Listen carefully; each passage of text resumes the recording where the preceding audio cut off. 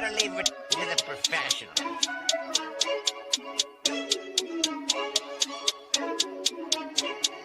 Blessed by Gandhi, blah, blah, blah.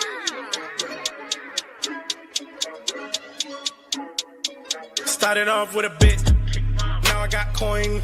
I see where y'all going. Been poppin' since Web 1, hella hoes on Web 2. I was living a dream, now I'm on Web 3. And it is what it seems, topping the pyramid schemes, I'm telling you. I'll sell you a percentage on Nebula. Shout out to Vince, yo, set it up. Surfing on the web and I'm shooting at 3. I've been goated when I got my G. I'm an alien boy from a different planet, yeah. So I got my drink, I'm riding in the 1920s Model T Ford. Call her Era Lord. Call me Levi, playing on the keys, boy. And I'm about to put my gloves on.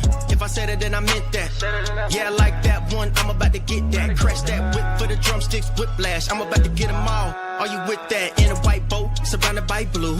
I want one, but I got a cop too. I wanna fly high in the sky, arms out wide, trying to soar from a bird's eye view. I'm on fire, Ricky, Bobby, cracking the pavement, Whitney, Bobby. I'm a Saki bomb, Hiroshima, Nagasaki. Bruce Wayne been a dog, and I keep it 101, cause I'm feeling kinda spotty. You sipping on some rock and I'm sipping on octane. The only thing around my neck is the Started off with a blockchain. bit, now I got coin. I see where y'all going. Been poppin' since Web 1, hella hoes on Web 2. I was living a dream, now I'm on Web 3. And it is what it seems, topping the pyramid schemes, I'm telling you. I'll sell you a percentage on Nebula. Shout out to Vince, he'll set it up. NFT, Twitter, blockchain. Seeing with the ghosts and we ballin' like the Brown James. Crypto. We can make a trade, get the memo. Reviews not falling for the FOMO. Listening to coffee with Captain. You know we worldwide, they loco. I ain't never gonna stop rapping. Orlando, yeah, we working magic. We rocking Ethereum entities. I just went and caught me a half base. Man, I got a shout out Started to off with a Bullish. bit, now I got coin. I see where y'all going. Been poppin' since Web 1, hella hoes on Web 2. I was living a dream, now I'm on Web 3. And it is what it seems, topping the pyramid schemes, I'm telling you. I'll sell you a percentage on Nebula. Shout out to Vince, he'll set it up. Freaking the mood to choose one, but they got knowledge to move, son. I'm shocking in shades with my brother in shoes. Yeah, them blues is coming. Even though it's hard to pick, eeny, miny, mo, soda on the mix, no biting lips, it's time to go. Index number 1, no thumbs up, you gotta scroll. Looking at the ghost in studio, it's time to go. Had a helmet on by myself until I met a mask that wanted to have a face off. Had to bring my chainsaw, full tank of gas in the drive with my brakes off. I'm A1, but a different kind of steak sauce. Welcome to Coffee with Captain, powered by ApeCoin, where we dive into all things crypto, NFTs, Web3, and cutting-edge technology. Remember, nothing here is financial advice. Early-stage tech can be exceptionally volatile and risky. So grab your coffee and join Cap and Steve for today's conversation. Welcome to the future. Welcome to Coffee with Captain GM. Thanks so much for joining us here. And you don't so do us a favor, drop some GM in the chat down below. Then head up top, smash that like, repost, and bookmark on today's space. We greatly appreciate it. It does warm up the algo and does us a real solid. You also find up there the link to the YouTube chat. If you haven't given us a like, subscribe over there. We greatly appreciate it. As well as we're live on Steve's abstract chat today. I see Gui is approaching 10. I'm not sure what's. It's not gas wars this morning. That was yesterday, so I'm not sure what is getting things going on the blockchain this morning. But as always, I'm Cap, my co-host Steve. Never any financial advice in the show. Crypto is risky, NFTs are risky. Meme coins exceptionally risky. Go to 0 to cents. Please don't put any money you can't afford to lose. Know that Steve and I hold tokens. We'll talk about it from time to time. We are not financial advisors. Certainly not your financial advisor. Don't join us for that. Just join us for some fun, some information, a little bit of education along the way. GM Steve, how you doing, sir? GM, doing well. I will say, we'll see how it goes. I know that it's a math equation, but I mentioned I've been going on a diet last week on Friday, stepped on the scale, lost like 5 to 7 pounds in a week. Obviously, a lot of water weight, a lot of BS that I was doing, cleaning stuff up. Stepped on it today, and I'm about the same as I was last Friday. And it's one of those times when you're like, ugh, like you know that it doesn't always go in a straight line, but you hit that and you're like, it could just be because I ate something that held more water weight for a couple of days. You know, like you eat the wrong, like not even the wrong thing. You eat certain things that are even within it. Like I think I had wings that didn't have sauce on them yesterday. So like a dry rub wing, which is like perfectly within like reason because they're baked and all that other stuff. And it's like, oh, that holds water. So it probably is like holding over the next day. And I would be like, you know, a couple more pounds down today if it was. But one of those days where I walk up and I continue to say, if people call me crazy, I don't care.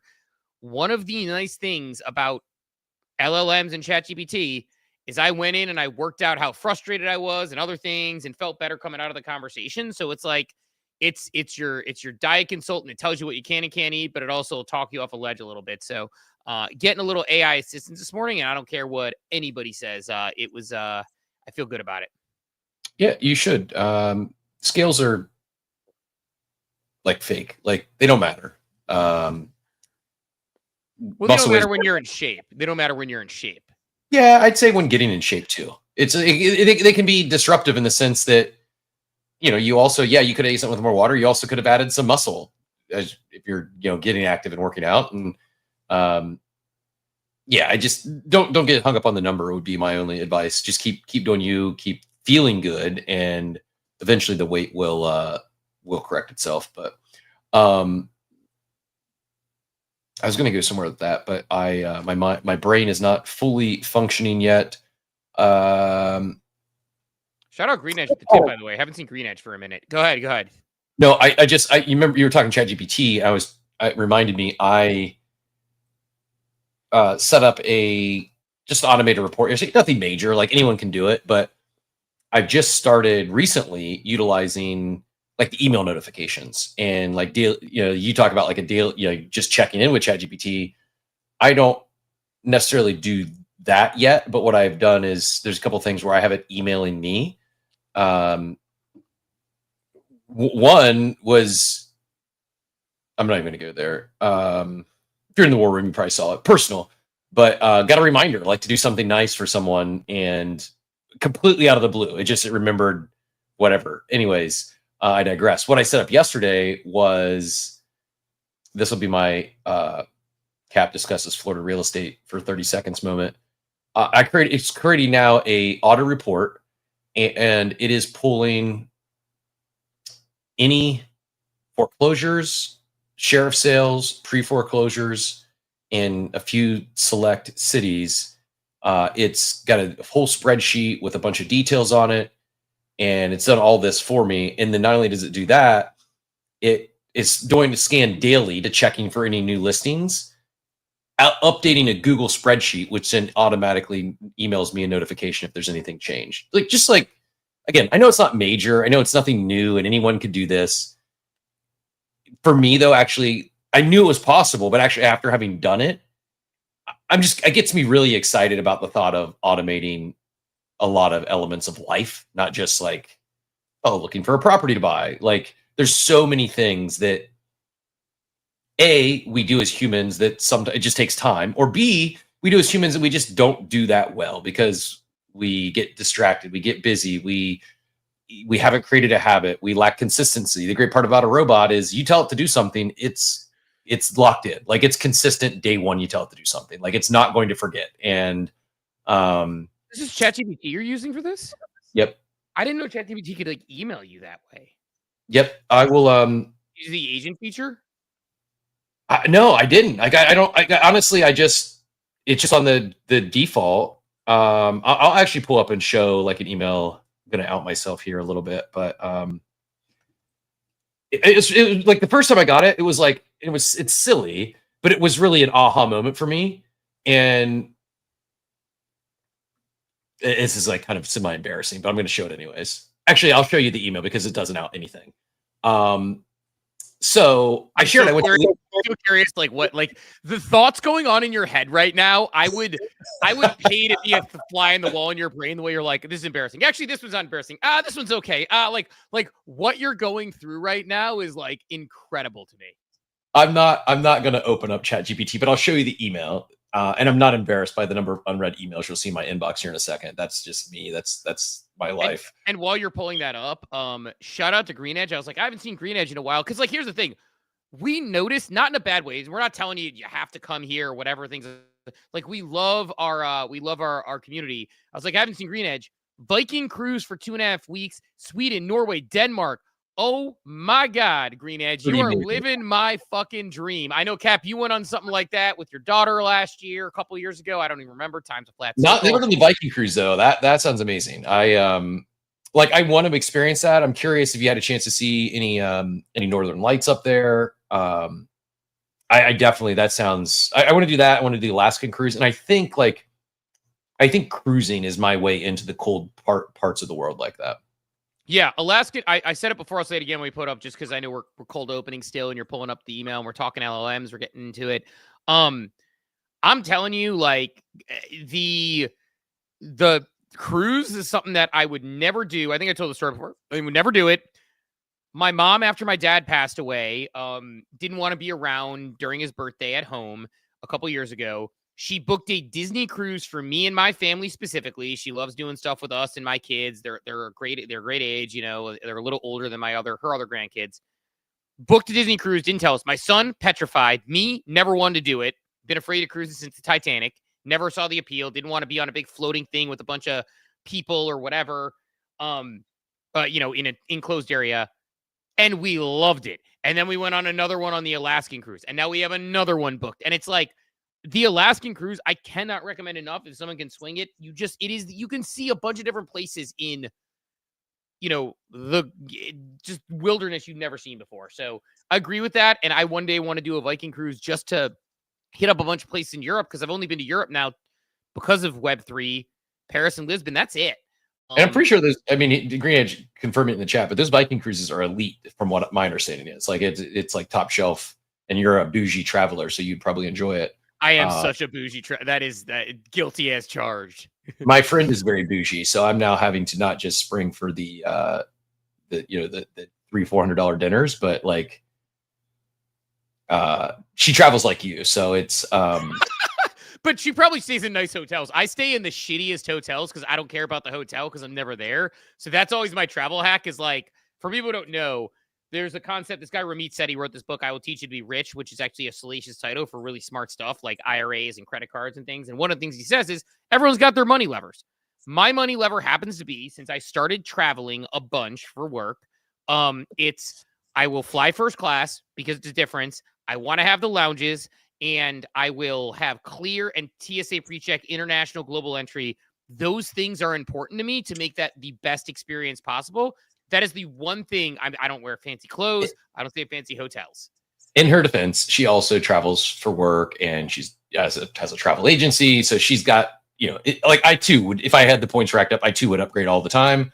I don't. And so for me personally, I don't mind, like I'm happy to, but I don't really care. Like I'm also a traveler where, in a year I drove 50,000 miles, and there was frequent, like often I would do like a straight 13-hour drive, and I would take a nap in a truck stop. Like I'm a wild man when it comes to traveling, and I kind of enjoy the journey. So I don't mind sitting in coach. It doesn't bother me.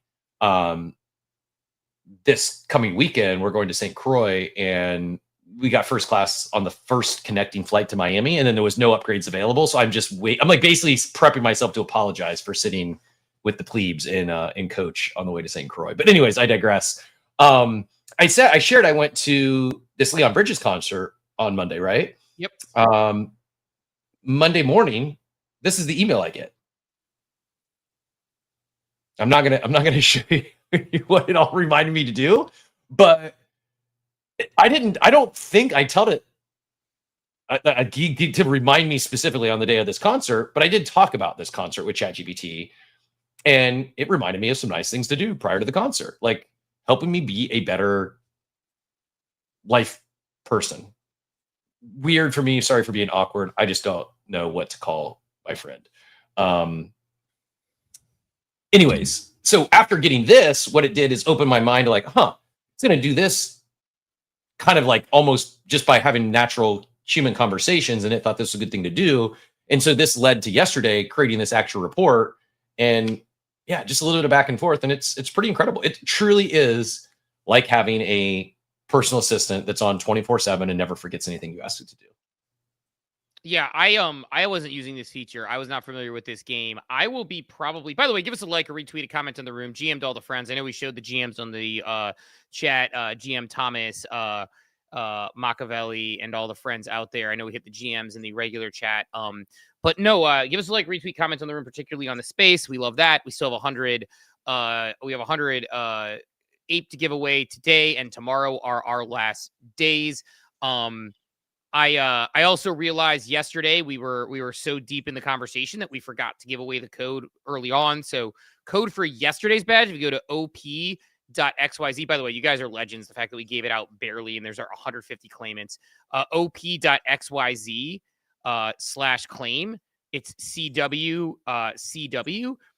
Some people have already claimed today. I don't even remember what the claim code is today. Oh God, I'm telling you, we have some puzzle solvers today. So the two claims are CW, and the claim for today is, hold on, let me make sure I get it. CWC, I think it's CWCTH. Yeah, CWCTH. 4 people figured it out before I said it, that it's CWCTH. Now, I know it's Thursday, but like people playing around in the chat figuring these things out, like we got a community, man. That the fact that like 4 or 5 people before, because I uploaded the badge the other day, I don't remember if I uploaded tomorrow's yet. I don't think I did. But yeah, if you're claiming yesterday, by the way, yesterday is CW, and today is CWH. Out there, we'll say it a few times. I like the sounds. I won't go there because I know it's a hot button issue, but like I ended up muting them because it got a little old. But at first, I love those OpenSea sounds when it's like ding ding. Like I like little like notification sounds like that. And this one from OpenPage, I feel it. Like it feels like I feel. It's not just like a sound. It has like a almost like my I can't explain it. Something about that like sound. It's like I don't know if it's like a Candy Crush sound or like a that sort of thing, but it's awesome. So big fan of that. Also, I hadn't looked at Awaken until yesterday. It's gotten smarter and better. It's like like obviously they had last tax season that we had Duke on the show yesterday. He worked on it. You can get $50 off with code coffee, which isn't even a running promotion that we have for like a sponsorship. It's just one I know you can get. The way it separates your capital gains. So I've been using Coinly and I was wondering why my gains and everything were so high. It separates your cap gains and income. So my Pudgy airdrop is high and I keep tax loss harvesting to bring it down, but I'm like, what's going on here? It's not working. I have like a massive tax loss harvest that I'm going to carry over for like fucking 5 years now because I was trying to like go against my cap gains, which were actually income from airdrop. So Awaken is goated. Can't say enough about it. And it's really good. Sorry, I'm all over the place this morning, Cap. You were but yeah, you were talking about the email reminders on ChatGPT. I got to use that because I truly think like this idea of having an assistant that I don't know why. It's one of the reasons I know you said you're bearish on Apple with their AI and lack thereof. Apple has to have an agent in their phone like ChatGPT. They have to get an LLM. Like they have to figure out a way to do it. I use ChatGPT in a way where I literally talk to it with the button on my phone. Like I've been doing it since, shout out, say what you want about him. 2 years ago, Frank Zigods recommended that to us. And I started doing it where I would just be walking and talking. And now it talks back to you. It'll work you through things with you. It's just, I need to talk to it more. I don't do it nearly as often as I should. Every once in a while, I'll think about it and I'll have a good conversation, but it's not something I've worked into my daily repertoire yet. And yeah, I agree. It just undoubtedly would be more efficient by just having conversations sometimes. Here's the thing that I kind of struggle with. The times I've had conversations,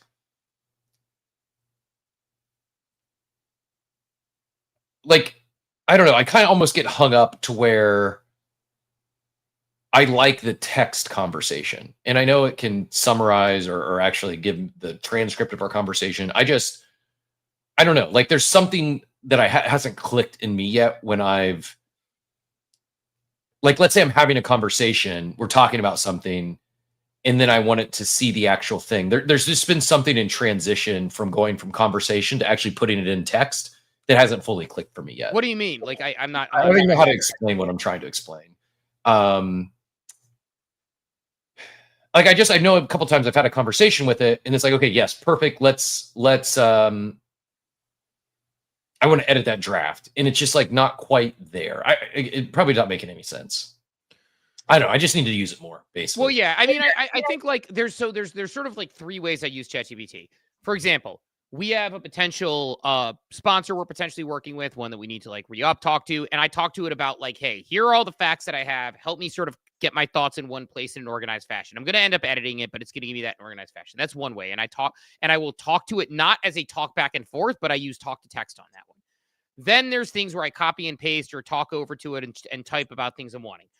the conversations tend to be more like I'm in the car or it's like having a phone call and like literally anything I want to talk about or get data on. So like I heard about like some like conspiracy theory thing. I don't remember what it was the other day. And I'm like, yo, what's the deal with this? Give me like the information. And then it just like talks back and forth. But like the conversations talking with it tend to be more if I have to be hands-free and I'm in the car driving somewhere. But generally speaking, the way I say when I say I talk to it, I hit the talk button, have it transcribe me and hit send, and then it gives me back text because I just don't feel like typing it all.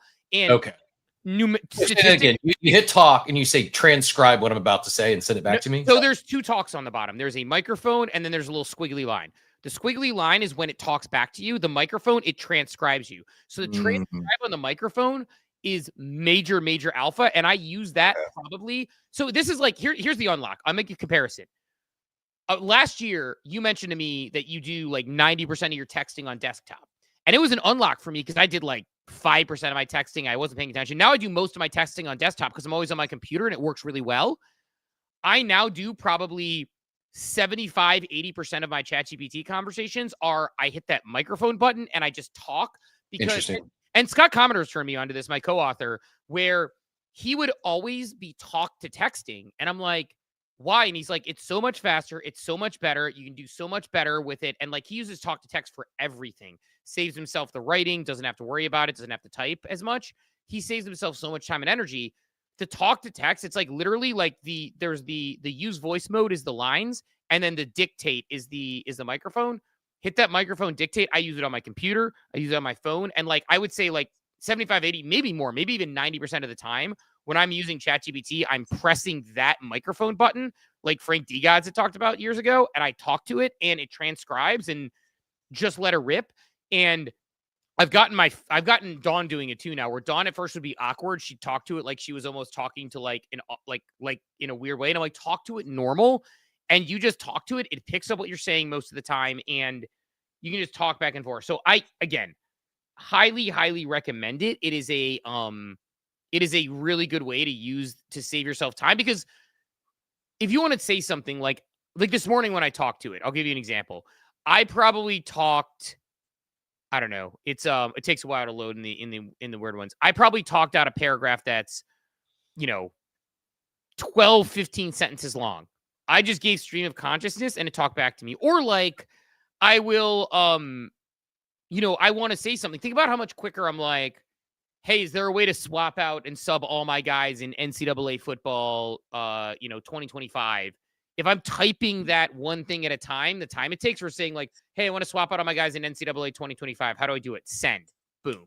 So like, I can't recommend it enough. I think a lot of people don't do it that way. They like look at it as typing and having those conversations like you're texting. Way quicker voice text. And I'm a voice text guy and it doesn't get as many typos as my iMessage. So it's much better. Had a couple of people ask about the code again. Yesterday's code, CWCW for yesterday, CWCW. And then today's code is CWCTH. If you go to op.xyz/claim, chance to win thousands of dollars in Ape. So, anyway, but yeah, I'm obsessed with it. I use it all the time. And to the point I was saying before, I know you're kind of like down on Apple. I am too. And for the first time in my life, I'm considering getting the Samsung flip phone, one of the Google Pixels, like something that's a very high-tech, good Google phone. I'm not quite ready to be there yet, but like I'm so unimpressed with Apple. And man, that AI assistant, like they need to have, don't you think Apple would be greatly, like imagine if Apple's phone this iteration came out with an LLM like I just described and had, like, we'd be all in. I don't understand what they're doing. I don't. It doesn't make any sense to me. Think about all the time, money, R&D that went into the Vision Pros, and had they just got ahead of AI then. And here's the thing. The crazy thing is like Apple was early to AI. They just have rested on their laurels and haven't reinvented. I don't know what the hell they're doing. Like it's wild to me. It's not like they aren't sitting on a mountain of cash. It's not like they can't make moves. It's funny because I took some pictures at that Leon Bridges concert and they came out fuzzy. I'm like, man, these blurry pictures from last night, they're going to force me to get the new iPhone. Might be tomorrow. I think tomorrow that goes live for the iPhone 17. And like, For my gripes, it's just so easy. It just works with everything. I wish they get better. Fortunately, I can use ChatGPT on the iPhone, so it's not like the end of the world. It's just, yeah, I don't know if I'm ready to make the move. I should move with at least one of the phones, and that way I experience both worlds again. But yeah, not sure what I'm gonna do. I am due for a new phone. I'm rocking two iPhone 14s, like a 14 Pro and a 14 Pro Max, I think. And time for some new ones. But maybe the longest I went without upgrading a phone in my adult life. Yeah. Like no jokes. No, it's kind of crazy actually when you mention it, because you mentioned, like, for example, I sent you that cord to make to make everything work on the soundboard, and it's like, like it's like that's still like, versus now it's like, it was crazy to me that you don't have that all set up, which, by the way, I finally think I have all the stuff I need. I don't need the iRig to set it up because I have the USB-C, but I did need to get a thicker headphone cord and a real proper XLR cable. I have XLR cables from when I did a podcast years and years ago, but like a proper XLR cable, because right now I'm XLR into USB. So should have that set up. And by the way, people, I will throw it out there, but if people are looking to co-host Monday through Wednesday, I'm going to need co-host next week. So we'll look for I'll look for some people. I feel like I'm capping it right now. I am I'm usually ahead of the game on stuff, but I feel like there's so many things going on to keep up with in a bull market that I'm behind on getting those co-hosts. So unless can I go grab a coffee? Can you give me like 60, 90 seconds? Yeah, go grab your coffee. I will. I'll start to kick us off. But yeah, we'll have a daily market update here coming in pretty soon. But Cap will be back. So things on the day, which, by the way, I got my coffee. Starbucks app was screwed up this morning where it would just not let you order, and it was keep giving you a survey. I looked on Twitter. Everyone's having the same issue. So I was able to order off my wife's phone, thankfully. But she had not updated her software. But going into it, we got a few things we're going to cover today. So rate cuts obviously happened. How people are playing that. Looks like it was somewhat baked in, but maybe a slow climb up to say, I think that a non-rate cut would have sent us down. So I think rate cut not only kept us at homeostasis, but is going to kind of move us up there a little bit. So got to talk about that a little bit. Project X and Hyperliquid announced phase 2, where any coin, any chain, chain trading directly on Project X with 0 aggregator fees. Want to talk about that a little bit. I just hit top 1,000 in Project X. Only learned how to really liquidity pool a month or two ago, and I'm climbing on there. Highly recommended if people haven't learned DeFi yet. Worth looking into. And again, you can use your favorite LLM to learn how all of those works, or I help people with that as well. Not a crypto news, but you talk about trade wars kicking around. Sounds like China's banning companies from buying NVIDIA chips. So that'll be an interesting one to cover potentially, and what that means ultimately for NVIDIA on the long term, on a long-term basis. ETF approvals, I think we may be opening the floodgates here pretty soon, based on what ETF approvals now look like, as my interpretation goes for those. And Solana may be the next absolute cooker. And also digital asset treasuries. May want to talk about Punk strategy and some of these other ones. I don't quite understand them. It feels a little bit fad-ish to me. So I'm hoping maybe someone will talk me off a ledge on that one to see where it goes. But yeah, I mean, a lot going on. I mean, I'm going to hit on Project X just because I am really excited about that one personally. As I mentioned, and I'll pin to the top. I hit top 1,000 in Project X this morning. I didn't even really understand how to LP as of, say, I don't know, like probably a month or two ago. It was a foreign concept to me. I've learned since that there's a lot of people who are very afraid of DeFi and don't understand how it works either. Like at the time I was learning and I started grinding in, but at least for me, and I'm curious if people in the chat and the community here feel the same way. I walked into DeFi and I'm like, everybody knows this. I don't. I'm an idiot. Like everyone speaks this other language. They're talking about impermanent loss and all these words I don't understand. It's probably like 2.5 months ago, maybe.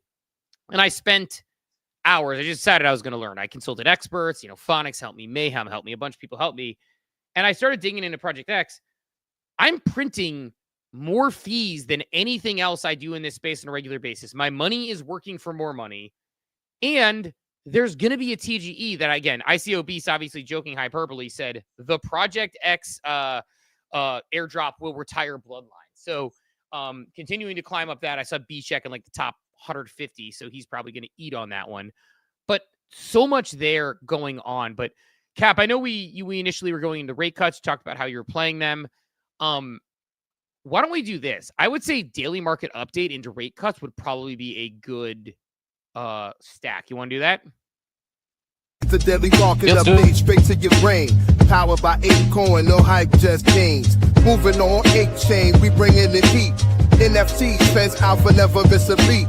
8chain on top, now we bringing the flex. The home of NFTs, these now what's next? Come on, my head time, bloody body time, chop for one time. It's time for the daily market update powered by ApeCoin, the home of NFTs. ApeChain has it all, bringing culture, fun, and community to the blockchain. Dive in and see why ApeChain is on top. The home of Project Raid, bringing things over to Solana. Really, that team is cooking right now. Look, we love them. We're not just saying this because they are a sponsor and a partner, but they're cooking right now. But Cap, is the market cooking right now? Indeed, it is. Market didn't quite know what to think during the meeting and right after, but finally realized that rate cuts and a couple more are probably gonna do good things for the numbers. And everything is up. Bitcoin's up 1% to 117, ETH up 2% to 45.79, XRP up 4% to 313, Solana up 5%, leading the way amongst the majors. Doge up 5%. Cardano finally broke out of that 80 to 85 cent range, and No longer a stable coin. Shout out Cardano. No longer a stable coin. Now up 5%. No longer a stable. The only thing down today is Runes. Rest in peace. I kid. Pump is also down 1%. PENGU up 16% on the day. Holy moly! You know why? Well, actually, we'll talk about that after. Sorry, keep going. I keep interrupting you. Good. I don't know why. I'm curious now. We'll get into it. I can get into it right after this. Meme Core up 12% again. Pepe up 4%. Sheeb up 3%. Doge up 5%, and people starting to talk about the run in 21 when Doge ran up 800%. And those altcoin days are coming, so they say. Looking at NFTs here, we've got Mutants flat at 1.37. Genesis NFTs, big sell-off there, down 20% for some reason. No idea why. Guessing it was like a whale or someone dumping a bag they'd been farming. Snuggles, this looks like a base OpenSea farm. If you're farming the OpenSea NFTs, unless it says base is excluded, you should be buying those NFTs on base would be my recommendation. Maybe abstract, but I think I would farm base over abstract at this point, unless you're grinding for the next tier. I assume that's what all these base NFTs are, is the OpenSea farm. Pudgy's up 1.85% to 10.47. Gas Wars by Jack Butcher sold out instantly yesterday. It was an actual gas war. Mostly I heard, and actually this was cold open, but relative to this market update, so I shared, I went to my first yoga session last week, went to my second one yesterday. And the first one was like beginner level, like 101 easy. There was a few other guys there. It was their first, they were there with their significant others, their first yoga, and it was fine. It was simple stuff. Yesterday was like expert level hot yoga. I'm the only guy in the room, the only beginner. Everyone else is like probably certified yoga teachers or trainers. And I walked out of there absolutely drenched. Like you would have thought I jumped in the shower. I was that drenched, and kind of enjoyed it. So was it like actually exhausting and hard, or was it like, because like that's what I don't understand is like it's stretching and it's hot. Is it just stretching is it basically like being in a sauna and stretching, which sounds awesome to me. So it is similar to stretching in a sauna. However, there's like some poses and stuff like they're all different. This was called like a flow thing. It was a lot of movement. It was fast. Like I couldn't keep up some of the time because I also don't know the words. They also, at some point, I'm near certain the phrase or the movement or something was called a Shiba dance. And when I tell you, it threw me out of any sort of Zen state I got in. Like I can't even describe like how the one word, the Shiba dance, changed my entire my entire isn't the Shiba dance buying an NFT and then asking to get hired by the team? That's the Shiba dance, right? That's exactly what I thought. There was the Shiba dance. Like, how the hell am I supposed to do this here? Anyways, so yes, it's mostly moving and sweating. So it's like stretching in a sauna. However, there's some poses and stuff that like a couple things. Here's my takeaways, and I shared this last night. Was one, I think I'm in pretty decent shape. I try to say this without sound like an asshole.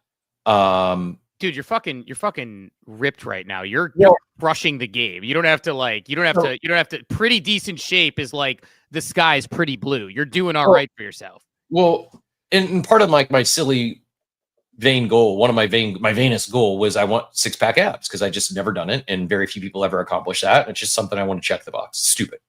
No one cares but me. Like I like the ab crunch machine at the gym. I max it out. Like it's not enough weight for me. Like, so my core is pretty strong is my point. There was some poses yesterday. It was very challenging for me.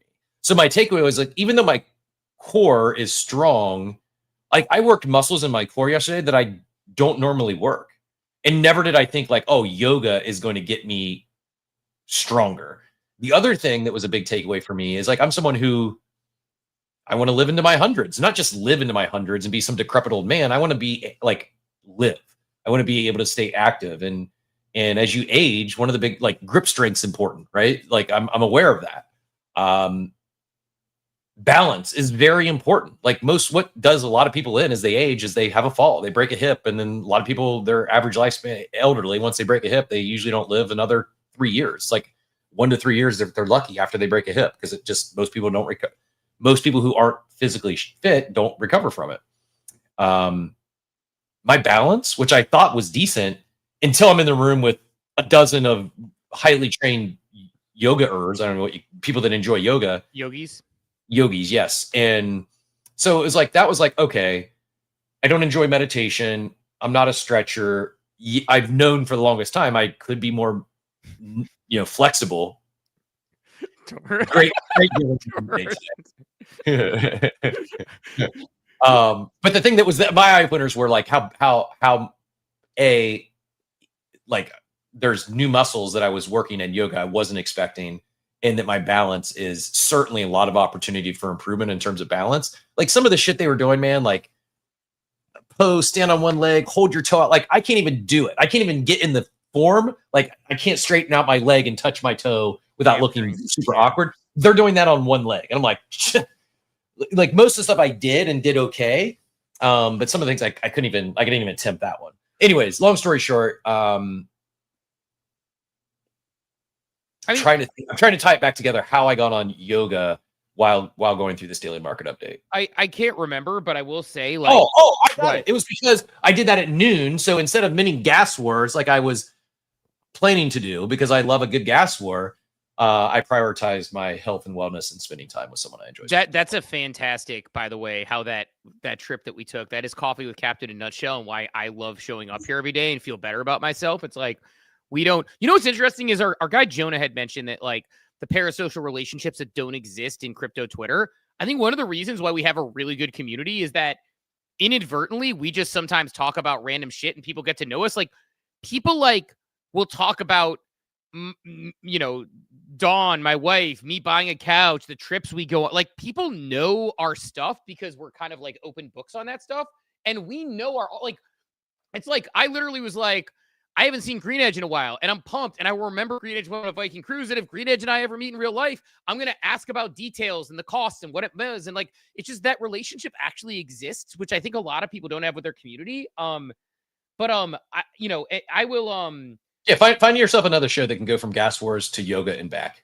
Yeah, but I will say, like, that's the thing where it's like, I need to take advantage of, like, certain things that I've done really well. Like, my mom will tell people how my balance is incredible. Like, she'll, like, talk to kids and be like, like, just talk to my kids and be like, your dad was riding a bike at 4 years old because he has excellent balance. And, like, she'll talk about things where, like, things like that. It's like, I need to work on my balance. I need to get back into stretching. And, like, but like, this is one of the reasons why CrossFit, by the way, what attracted me to CrossFit years ago, and I haven't done it in years, but what I used to like before it became what it is now, is the best athletes were encouraged to play other sports for the exact reason you just said. So like, there's a guy, Scott Panchek, locally, who played at he's running back at Mount Union. He's like, always finishes like one of the top people at the games, and he owns a gym here.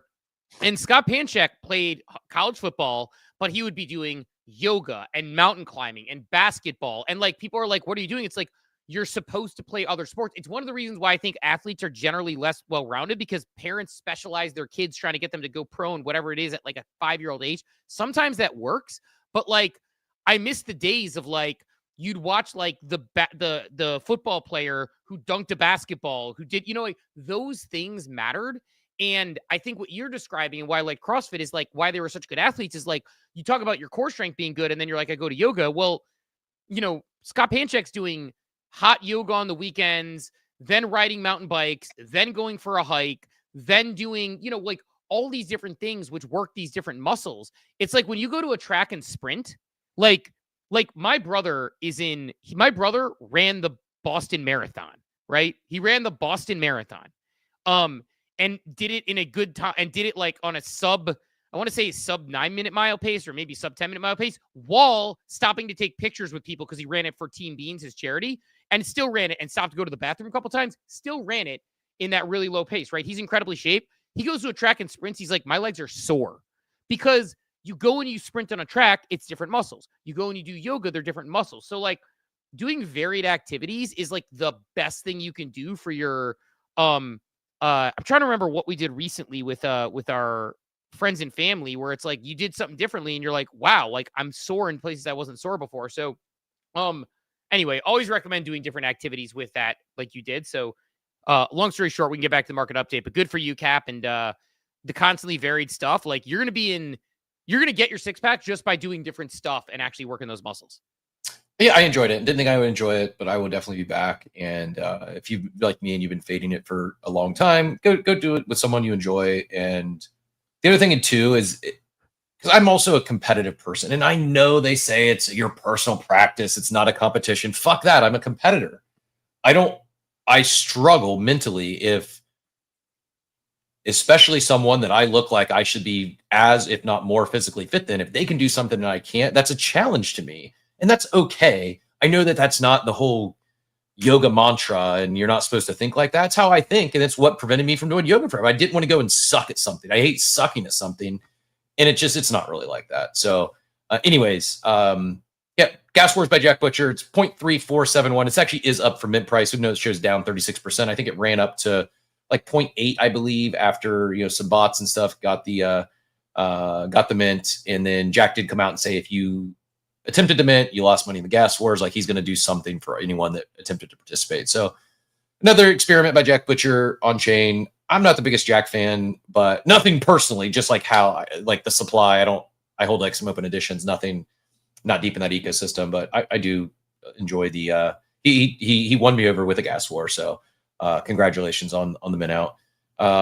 Moonbird's up, big winner on the day in the NFT land, up 14.78% to 28.85 DX Terminal. That is the OpenSea farm that's going to probably, I wouldn't be surprised if DX Terminal generates over $1 million in fees for OpenSea by the time the farm is done, the way they're heading. But my question for you, Steve, is why did Moonbird send 15%, and why did PENGU send 15%? Why are they the double-digit movers on the day? Well, I don't know about Moonbirds, but I can tell you about Pudgy, which I think dovetails into it. By the way, I've been telling Cap to stretch for like 2 years, and then a lady walks into his life, and the man is stretching. Just goes to show how you gotta. She's the ultimate. She's the influencer's influencer. The reason why this stuff's ending, as I understand it, there's a lot of things that just went through my head that I about said. I'm not going to say any of them, but yes. Cap with some restraint. Maybe this is a new Happy Gilmore.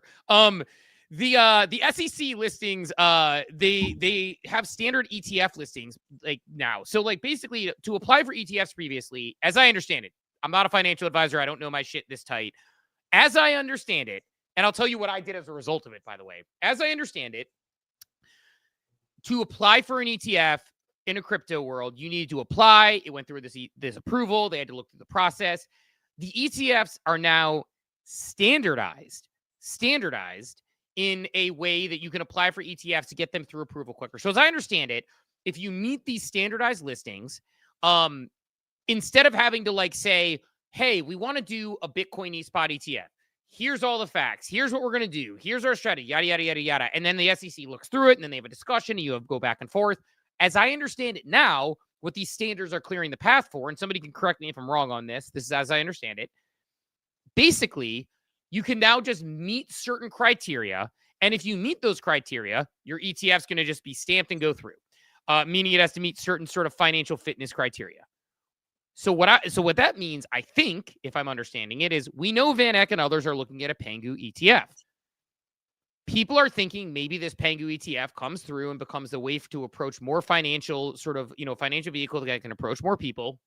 And so, at least as I understand it, that might be why it's sent, because we know that that's been an aggressive one. As a result, Myriad Markets, I had a will a PENGU ETF be approved for October. I had no, and it was crushing.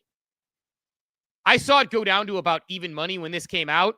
Cashed. I'm not going to play that game. I'm not going to risk losing it on something that I felt really confident about before, but because my thesis on it was they're not going to jump through hoops and have this over a sole ETF. They're not going to have this over some other ones, and there's no way it gets approved in the next 2 weeks. Well, now there's a chance in the next couple of weeks we could see it. Now, it might not happen right away. We might not see it go through right away. There still might be a backlog, but my guess, if I was guessing, is that PENGU shot up as a token because the PENGU ETF is much more likely to happen now than it was 48 hours ago. So I think that's why it shot up. And Moonbirds might be these digital asset treasury things. I don't know. So I don't know. I've seen the DATs and the punk strategy. I haven't seen Moonbirds included in that yet, although it would make sense that they're the next to get added to punk strategy. Or I'm drawing a blank. I'll pull it up, the actual name of who's behind punk strategy. Token World, maybe. Thomas, who says Rect is lagging, so frustrating.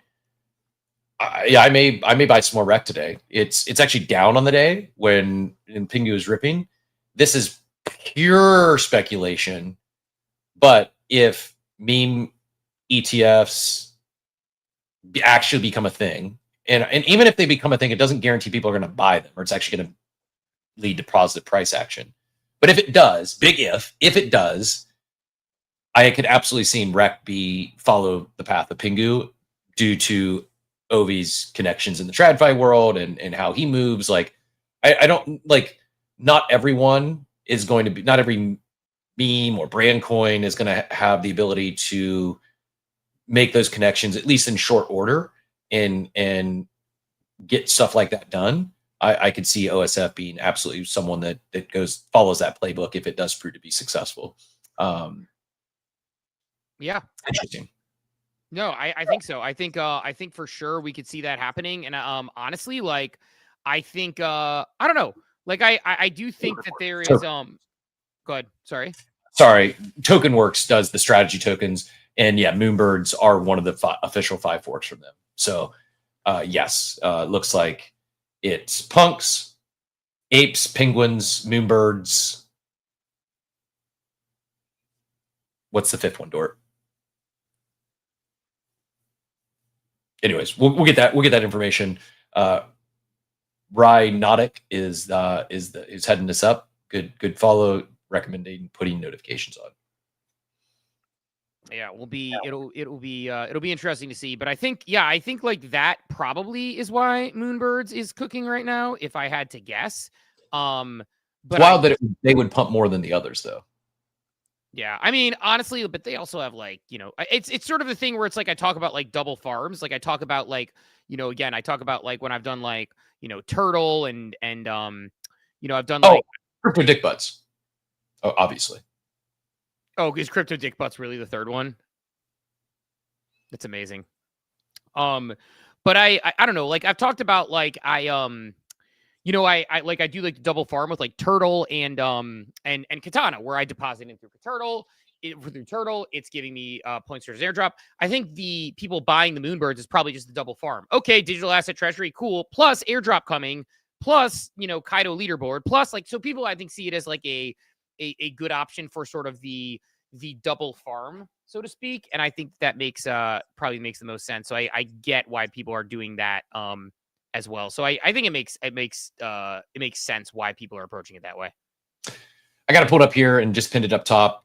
This is from TokenWorks, introducing NFTStrategy, a perpetual machine for every NFT collection. Punk strategy started as an art project, turned into a whole new token meta. It's bound to be forked, and we felt like we should create a way to launch our are your own while still being permissionless and safe for buyers. We wanted to make sure each one strengthened Punkster and also gave back to project creators, artists that have slowly been cut out of royalties. Here's how it works. Every ERC 721 NFT collection can have a single NFT strategy token deployed for it, one-to-one. Fees pull up from trades, buy NFTs for that collection, and relist them at 1.2x. When an NFT sells, all the ETH is used to buy and burn that NFT strategy token. This continues forever. Right now, Punkster has a 10% trading fee with 8% going to the NFT accumulation pool, 1% to TokenWorks, and 1% to the TokenWorks team. Sorry, first one was to TokenWorks supporters. NFT strategy tokens will have slightly different fee structure. Each one will have 10% fee with 8% going to the NFT accumulation pool, 1% going to the collection owner as royalties, and 1% will be used to buy and burn Punkster. How to launch? There'll be 3 launch phases. First, 5 NFT strategy tokens will be launched by the TokenWorks team on day 1. This is Apester, Pudgyster, Dixter, and Burbster, and Meebster. Sorry, Meebits was the other one. Later deployments will open up for any NFT collection. Finally, deployments will be open for anyone with a fee. Fair launch. Each token will launch at a starting market cap of 50K with all tokens added to the initial LP. For public launches, the deployer will also get 1% a token. To the tier snipers, buy fees will start at 95% and decrease by 1% each minute, eventually resting at 10%. All announcements will come from the official TokenWorks account this time and be announced in advance. Goal is to launch tomorrow, September 18th. That's today. Avoid scams, stay vigilant. Looks like I'm buying some Apester today, Steve. Yeah, I'm probably not playing with this at all. I think it's interesting. I kind of sort of understand what they're doing here. It's I don't know. Like I worry that this eventually turns into this loop and then it crashes. So I'm not gonna play too hard with this. Although there may be a run up to take advantage of. Is what that's it. Yeah, I do think it doesn't last forever. I do think it probably crashes at some point. However, someone showed some math yesterday, at least on the Punkster one. Or no, it was actually the PENGU one. Basically, like, I don't know. I need to put some more thought to it, actually do the math. But there is like how the mechanics work. There is like a floor essentially in the value of the token price. It just may not hit until an asset sells. And then they're going to go back and buy all the token, therefore running up the price. I do think there's going to be an opportunity in the short term that these things run pretty heavily. I think they've got attention. I'm not confident in the long-term sustainability of this model, but clearly seems to have motion and attention. And, you know, it's the roller coaster meme, right? Like punks, okay, you know, the next 5 that launch are going to do less. And then all the future ones are going to be next, you know, very, very minimal. But the idea of this becoming kind of like a launch pad, essentially, for other collections to do this. I saw like Betty with Deadfellas said very interested, reaching out to talk about Deadfellas in this today. Like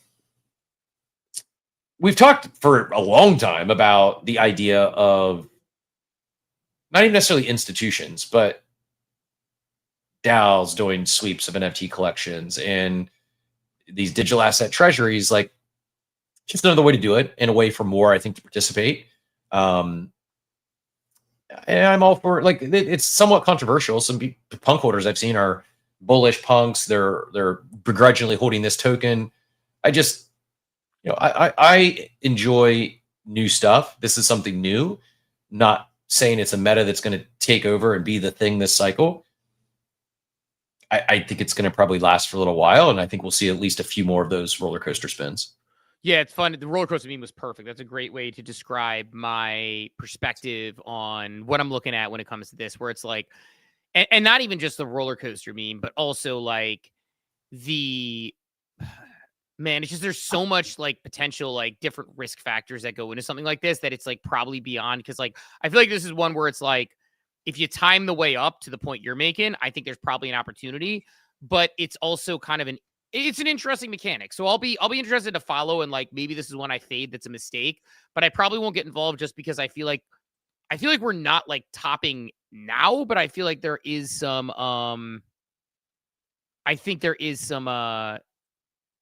I don't know. I have some questions on sort of like the way it has long-term strategy. But to your point, it's something they're playing around with that's new. It's interesting. It involves NFTs. I love NFTs. I want NFTs to take off because people actually want to collect them, and less so sort of like the mechanics that they're getting involved with. But it's creative. Yeah. But I agree. Part of what makes people want to collect NFTs, part of it, not all, but part of it is utility, rewards, right? Holding assets that lead to more access or opportunity or rewards or magical internet money.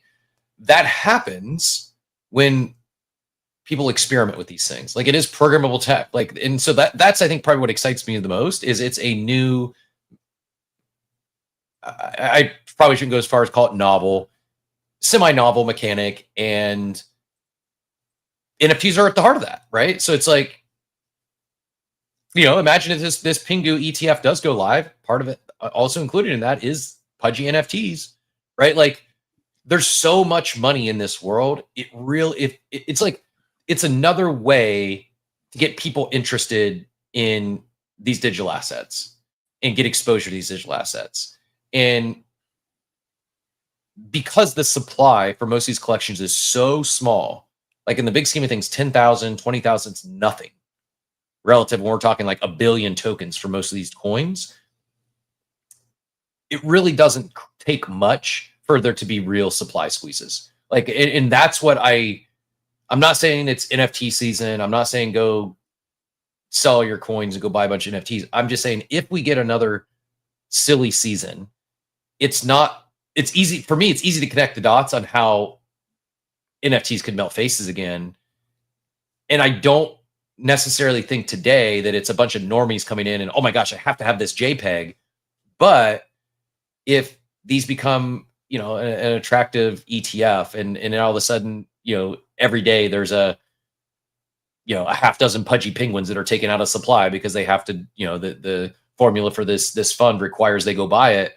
Like, other people here are going to say, oh my goodness, this could get out of control pretty quickly. I need to go grab a Pudgy. Oh, I need to go add a Pudgy. Like, I get just like, it's just a supply demand thing. And there's simply just not. I mean, most of these leading collections at any one time, they probably have a few hundred, forget 10,000 or 20,000. They probably have a few hundred that are actively listed on the market. It's rare to see something that has 1,000 items for sale. 1,000's nothing. Like, that can be gobbled up in a day if there's crazy momentum. And I'm not saying this is going to be it, but it's things like this. It's these other mechanisms that are bringing NFTs into that TradFi world that, it's possible. Yeah, that's one of the things about NFTs that's interesting is if they do something interesting that gets people interested in wanting to invest, like you said, momentum. It's like one person with a lot of money decides that they're going to sweep 5 of them, 10 of them, 20 of them. Suddenly the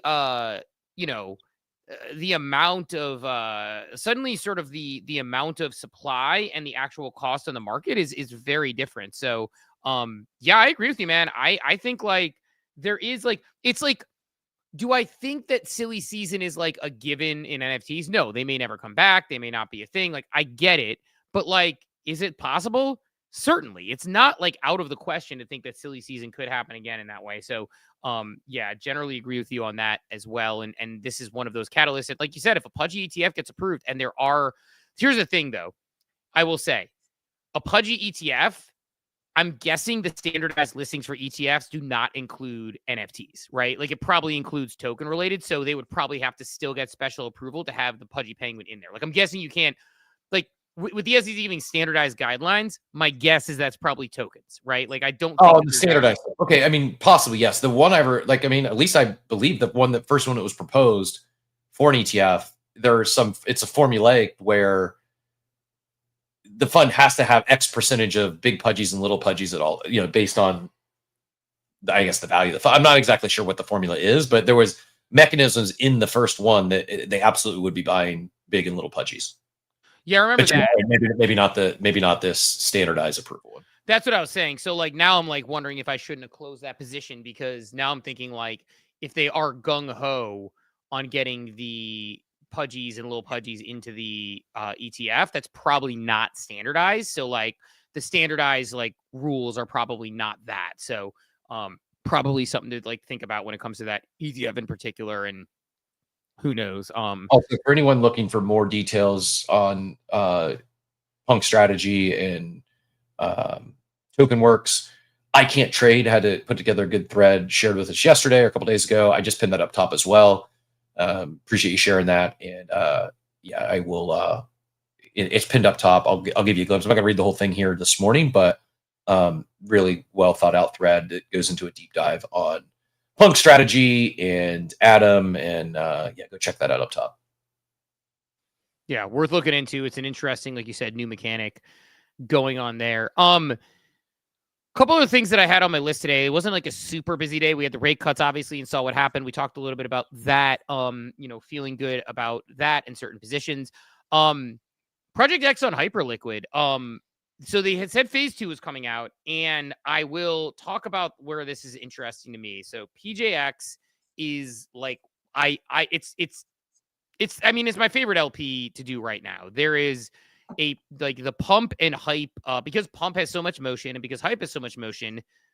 I've basically just been printing on fees on that for a couple of weeks and watching. Like, it's funny because I track my DeFi, how much money I've invested in DeFi in a spreadsheet, and it keeps going up because I keep the tokens prices go up and the fees add and go up. So it's like, there's been a week where if you've been doing this and you're printing, depending on how much exposure you have, $50, $100, $200 a day, like, there's a chance people have made $1,000 in a week just doing fees on Project X and continuing to watch the price of that token go up. Now, the danger part of that is you tend to put that money back into the liquidity pool to earn more money, which is good, the compounding interest. But of course, if we have a black swan event or something negative, that can all go down versus taking the fees out in cash. But I've been watching that print up, and it has been a really good move. Well, this no fee swap idea, really interesting to me, what Lambo Land and team came up with, because, in a world where, people talk about whether it's, Relay having issues or OpenSea having issues with fees, like all these fees, because like my initial plan was I'm going to take my Project X, rebalance, and eat some of the fees on OpenSea to kind of farm those boxes. I still am. I want to play that farm game. I like it. It's not everyone's game, but it's fun to me.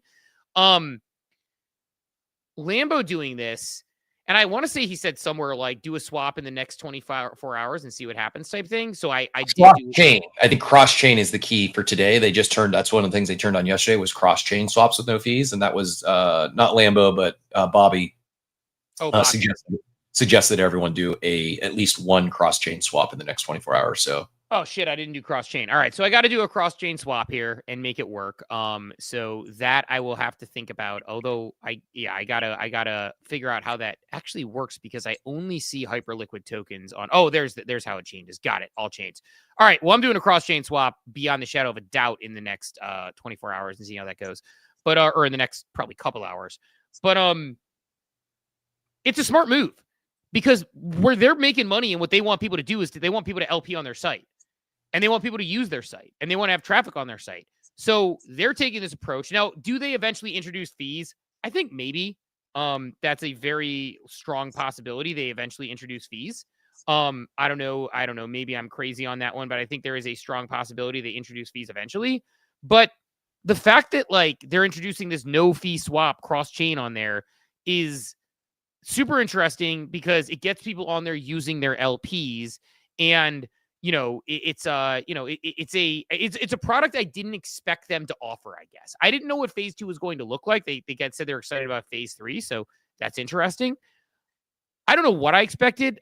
I don't think it was this, though. So, yeah, like I said, I'll be playing around with the cross-chain swaps. I got to think about what I want to swap just to get one in there, because why not? If there's no fees and there's something I might swap anyway. So I might I might swap like some base ETH for like some, some ETH on ETH and just, do the cross chain swap. But found that interesting. So I don't know, like, what are your thoughts on that decision, kind of what they're doing there, and it's sort of almost like a counterintuitive move to what we're seeing from a lot of other companies right now? I think it's a great move. I think it's counterintuitive wasn't the first word that came to mind, but yeah, it's zigging when others are zagging. Others are adding fees and as part of their farms, and we're going to ratchet up the fees. We'll give some of that back to you. Or Relay, where you don't even get the fees back. Relay is killing me on cross-chain fees, like killing me. And like This is a great example. Like I used to use Relay a lot. I've stopped using it, and now I certainly won't use it. Why would you swap on Relay when you can do it on Project X for no fees? Same thing on the others that are charging fees, big fees for swaps. It's just not sustainable. Like again, not to go back on, continue to go back on this. It's just like, I get it for a farm. Let's say the farm's done, TGs happen. Why in the world would you? And it's not just a trade is a trade. So you're paying taker fees and maker fees. Like you're paying the fee on both sides of the trade. And unless you're buying something to hold forever, you're paying 1% on the front end. You're paying 1% on the back end. So that's 2% instead of swapping for free. Like if you're a high volume trader, 2% is a big deal. Like it matters. Like in a crazy bull where you're printing left and right, maybe it doesn't matter, but even your, even whales will care about those margins. And I just, Project X has to monetize somehow. It doesn't have to be on fees. And I think it's weird for me in crypto, which is decentralized. You can write smart contracts that can do all this stuff. Like, we look at CryptoPunks, the blue chip NFT. Oh, you can trade CryptoPunks without paying any fees. Like, why have middlemen? We talk so much about decentralization and sovereignty over our funds and ability to cut out middlemen. Why are we applauding middlemen who are charging 2% in fees when we don't have to? So, like, I think this is savvy move. I think they've got attention, they've got momentum, they've got TVL. There's a lot of ways to make money in crypto without having to charge fees to your end user. And it's not just the OpenSeas in the world. Uniswap charges fees to manage a front end that, like, if you really wanted, you can. Now fees are minimal. Many cases it's like 0.05%. But I think it's a strong move. It's aggressive, but well, it's because their business model caters to it, right? It's like, that's the smart part, is like, if you're Project X and your business model is these LPs, and as it is, people are making money and you're sharing those fees with them, but you're taking fees, the more liquidity you get. Great way to advertise getting more liquidity on Hyper EVM, which is the hottest chain right now, bar none, right? It is absolutely cooking, right? Because like pumps on Solana, pumps the hottest app. You think of Hyperliquid as a hot app, but like, as far as Hyper EVM goes, it is one of the premier apps on Hyper EVM. And it's like one of the few products I've used where I've said this before, like, again, like we've talked about, whether it's the OpenSea farm or other farms, most farms require you to either lose money, spend money, or, even if you're going to get something more back, or like sort of use the product in some way, shape, or form that is risky. Previous airdrops meant go buy NFTs, do a bunch of math to hope that your Bored Ape that you're buying is worth less than the airdrop you're getting if you sell the airdrop plus the Bored Ape plus the Moonbird plus whatever it is. Like, that was previous farming. Now you can literally go on Project X. If you actively manage LPs, you know what you're doing. Obviously, there's impermanent loss, there's protocol risk, there's smart contract. There's a ton of risks that go into it. So, like, do your research before going into something like this. But you could go on, and if done well, make money and earn towards an airdrop. And by the way, now you can go on there and swap with no fees. And to your point, like, that's it. It's a zigzag move. And like, when I say counterintuitive, like, to make money, Uniswap, OpenSea, all these companies, they need to charge fees on transactions because that's their business model. Project X having a liquidity back end or front end and sort of making money like that on the back end, like, it means they don't need to do that necessarily. And if that stays forever and it's not just a promotional thing, it's a smart move. And also, like, the other thing, Capital, we talk about when we talk about like being good at marketing or being good at PR, or being good at communications, like, I feel like the Project X team has been really good at this. And I feel like Lambo Land and team and Bobby, and that they saw an opportunity and said, you know what? People are really upset about these fees. Relay is the good example that you said. I go to Relay and the fees have gotten really, really big compared to what they were. I don't know if they changed something or if it's cross-chain or whatever. And they said, we see that. We're going the exact opposite direction. It's going to be met with a lot of fanfare. Yes. For those asking, like, a bridge, essentially, cross-chain swap, just like a bridge. I also not certain, but it may very well just be relay behind the scenes, and they're just eating the fees. Project X may just be using relays. I think that's what it is. They're just like eating the fees and kind of like sponsoring them. But like again, that's like things that like companies do that sort of thing. Like Coinbase has fees. I have Coinbase One. They don't charge me the fees. Yeah, they are using relay. Yeah, which is like again, it's fine. It's just like the fact that they're like not eating the fees. It's like, it's or they're eating the fees. It's like that's something that you can do. That's something you can do very easily. I don't know. So like I think that's the that's sort of like it's just a smart move, counterintuitive play, and I don't know. I would I did get confirmation. It was not the Shiba dance. It was the dancing Shiva, not Shiba, Shiva with a V. So it doesn't matter how they spell it. It still threw me out of my Zen state. But yeah, Shiva, dancing Shiva is what she was calling it. Previously, I've heard it. It's also been called a Shiva squat, I guess. But yeah, Shiva was what it was referenced as yesterday. Yeah, no, it doesn't matter what it is if it reminds you of it. I'm trying to remember exactly. I remember like last year, for example, Dawn was putting together a daily fantasy team. She always goes like all OSU wide receivers is what she'll do. And then she was looking at tight ends and she was like, oh, okay. There's this guy, Cade Otton. His name sounds like cotton. I think that's cool. I will pick him because it sounds funny. And then he caught 2 touchdowns in that game with like, 100 yards or something. And I'm like, great. My thesis is who has the best matchup and how do tight ends do against his team and yada, yada, yada. And she goes, Cade Otton sounds like cotton. I'll take him. I'm like, okay. So whatever you sound like, sometimes it just sounds like it and it just works. So make it work for you. By the way, side note, and then we actually go ahead. Project X is actually using Li-Fi, L-I-F-I, which is similar to Relay.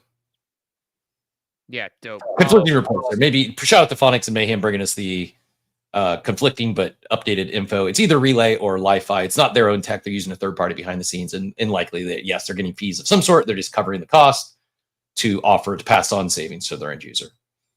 Good. And this is reminds like we talk about the beauty of native yield and fantasy sports on chain, the ability to waive break, because there's other ways to make money in crypto. Like you don't have to charge fees to your users. Yeah, you can. That's one business model. But in a competitive space, if you have an option to pay 2% or say 0, I'm paying 0. They'll figure out how to monetize their own business. It's not my problem.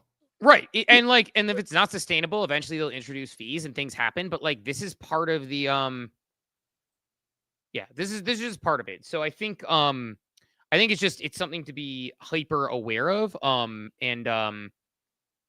think like understanding like the various business models and how you can do them. Like we said, like the fact that they're like using Relay and just eating those fees, like that's a lot of fees they're eating. But if they're making money on the back end and they feel good about it, like, and they want to get more people, by the way, it could just be a promotional period in phase 2. And if it is, like, that's how you get users on your platform. And then once you're on your platform, like once someone starts using their platform and earning tons and tons of fees on liquidity pools, what's to stop them from continuing to use the platform even if they introduce fees? Probably nothing. So I just think it's there. But saw Joey pop up. I know, Joey, you're looking to get in on Project X sooner than later. I've been cooking the past week. I'm so grateful I got on there and I've started playing around with it and enjoying it. But Joey, get in here, GM. Yeah. You're talking about like sponsorship. Like so at BZ, and I know there's other platforms that do this too, we sponsor gas because when someone comes to buy something for $50, we want it to be $50, not $50.28 or there's a gas spike, so now it's $51.38 or whatever it is. So it's a great strategy by Project X. Number one, to onboard people because they want people to use their platform. So hey, let's cover fees because they know that most people that are going to probably come use their platform to swap are then probably going to fund liquidity pools. But yeah, I mean, this is something that we've been doing at BZ, sponsoring gas. So I would imagine I don't know the the behind the scenes of people like Collector Crip and stuff like that. But anybody that's, advertising something for a dollar amount probably is going to be sponsoring any fees or gas, because you don't want to tell somebody it's $50 and then they go pay and it's, 52 or 51. It's kind of also like with credit card fees, right? Like most businesses build the credit card fee into when you purchase the item. And then there's those small businesses that'll say, oh, well, if you're going to use a credit card, we got to charge you an additional 3.5%. And it's like, why not just build it in and just not tell me? Yeah, that's what I would say. Like, I agree with you, Joey. Like, I like, and I don't mind it with local businesses. I'm actually happy to do it. Like, some businesses bother me a little more. Local businesses, though, like, I love, I go to, like, for example, like the float tank place I went, which I want to go again. I should actually book a time like for tomorrow or next week because I enjoyed it. They're like, hey, if you use a credit card, it's a 3% fee. I only get 2% on my credit card. I'm like, I'll eat the 1% because you're a local business and I'm rooting for you and you guys are really nice people and yada, yada, yada. But yeah, I almost wish they'd be like, prepay and here's the fee that's baked in. Like, simple as that. Like, I wish they would just do that, because then I not know the difference. I'd rather you say it's $15, but if you pay in cash, it's 12 versus it's $12, but if you pay with a credit card, it's 15. Right. You know what I mean? Like, it's like a mental thing. That's it. Yeah, Joey, marketing guy. I like that. See, it's the concept of positioning, right? It's the same idea of like when you go to buy 3 bottles of wine at a place out, there's like one that's $10, one that's $12, and one that's $25. Well, you're not going to get the cheap one because you don't want to be a cheapie. But the $25 one might be too much. But the $12 one, hey, that feels great. Guess what? That's their biggest margin because they know that that's how people think. The positioning is smart, where it's like if you say to someone like, hey, we'll give you this, but if you pay in cash, we're going to give you like $4 off. People will be like, well, fuck yeah, of course I'm going to pay in cash. Versus saying like, oh, but if you use a credit card, it's an extra 3% fee. The feeling you get from those two different sentiments matter. And we see it all the time. And I won't complain about going another marketing rant about Web3, but like understanding positioning and how to put things, like it makes a difference and it matters. So, yeah, man, I agree with you. And that's a good insight on how people position the fees, and how they look at it. I did get one other potential reasoning why PENGU pumped. They were featured in Q2 Bullish on the New York Stock Exchange earnings report and call. These were the slides shown to, I don't know if I can zoom in much here. Yeah. These were the slides shown into. So what is this it's featured in? What is this? Bullish on their earnings report yesterday. What's Bullish? Not familiar. It is. Bullish digital asset exchange, offers market-leading order depth and consistently tight spreads in a regulated environment. Bullish.com. It secured New York BIT license, clearing way for U.S. expansion. License offers Bullish spot trading and custody services to New York institutions and advanced traders. So Bullish, a publicly traded company, in their earnings report yesterday, is this coming through okay? Can you see? Yeah, this is part of their earnings report, like 4 slides on Pudgy Penguins and PENGU, onboarding users through crypto and IP through real-world experiences, talking about the toys, talking about the downloads of Pudgy Party, IP capital markets going mainstream, PENGU inclusion in CoinDesk 80, CoinDesk 100, filing for the first of its kind PENGU and Pudgy Penguins NFT, currently under SEC review, 8th largest airdrop in history with $1 billion in current market value given out to NFT holders. PENGU and the NFT collections, and then talking about the global IP and community powerhouse, the lifetime impressions, the daily impressions, Giphy, mascot of crypto, and then Bullish on the Pudgy Penguin partnership, multi-year subscription products across market infrastructure information services. PENGU listed on Bullish with liquidity against USDC, USDT, and SOL. Pudgy Penguin activation at 2026 Consensus Hong Kong and Miami, as well as CoinDesk and the Pudgy Penguin co-branded Crypto Cafe in Seoul, Korea. Strong partnership foundations for future expansion across Bullish platform and Pudgy Penguin ecosystem. My biggest takeaway from this, Steve, isn't just that it's a publicly traded company with 4 slides in their earnings report talking about Pudgy Penguins and PENGU. It's this right here. I interpret this Pudgy Penguin activation at Consensus, Hong Kong and Miami, as well as CoinDesk and Pudgy Penguin co-branded Crypto Cafe in Seoul, South Korea. Not only does Pudgy and PENGU have a marketing budget in terms of their allocation of PENGU. Not only does Igloo have abstract allocation coming, they're also now very clearly getting co-branded marketing initiatives, crypto cafes, etc., likely paid for by other entities like CoinDesk, etc. It's just like the proliferation thesis is real, and they're doing an incredible job executing it. And it's not just on their own backs. Now they have many other, including publicly traded companies, proliferating the IP for them. It's incredible. It's such an impressive run where we have this trouble with mainstream adoption. I experience it. Like, people know, like, I've been on the front lines. I've spoken at universities, I've spoken at conferences, I've spoken at companies. It is hard to do this. The fact that Pudgy Penguins wants to be the face of NFTs, the fact that they want PENGU to be the face of memes and wanted to be like one of the top memes in the world, and the fact that they're doing this, it makes it very hard. I was looking at my some of my holdings yesterday, and I hold more PENGU than I'm probably comfortable with at the moment, based on, and it's not like a lot like for most people, but for me, it's like, hey, for a percentage of my portfolio, why is PENGU like a high holding for me? But it's hard not to be. Like, it's hard not to be excited about the direction it's going when you see stuff like this, because it is like doing the things you need to do. Like, that read like a Pudgy Penguin press release.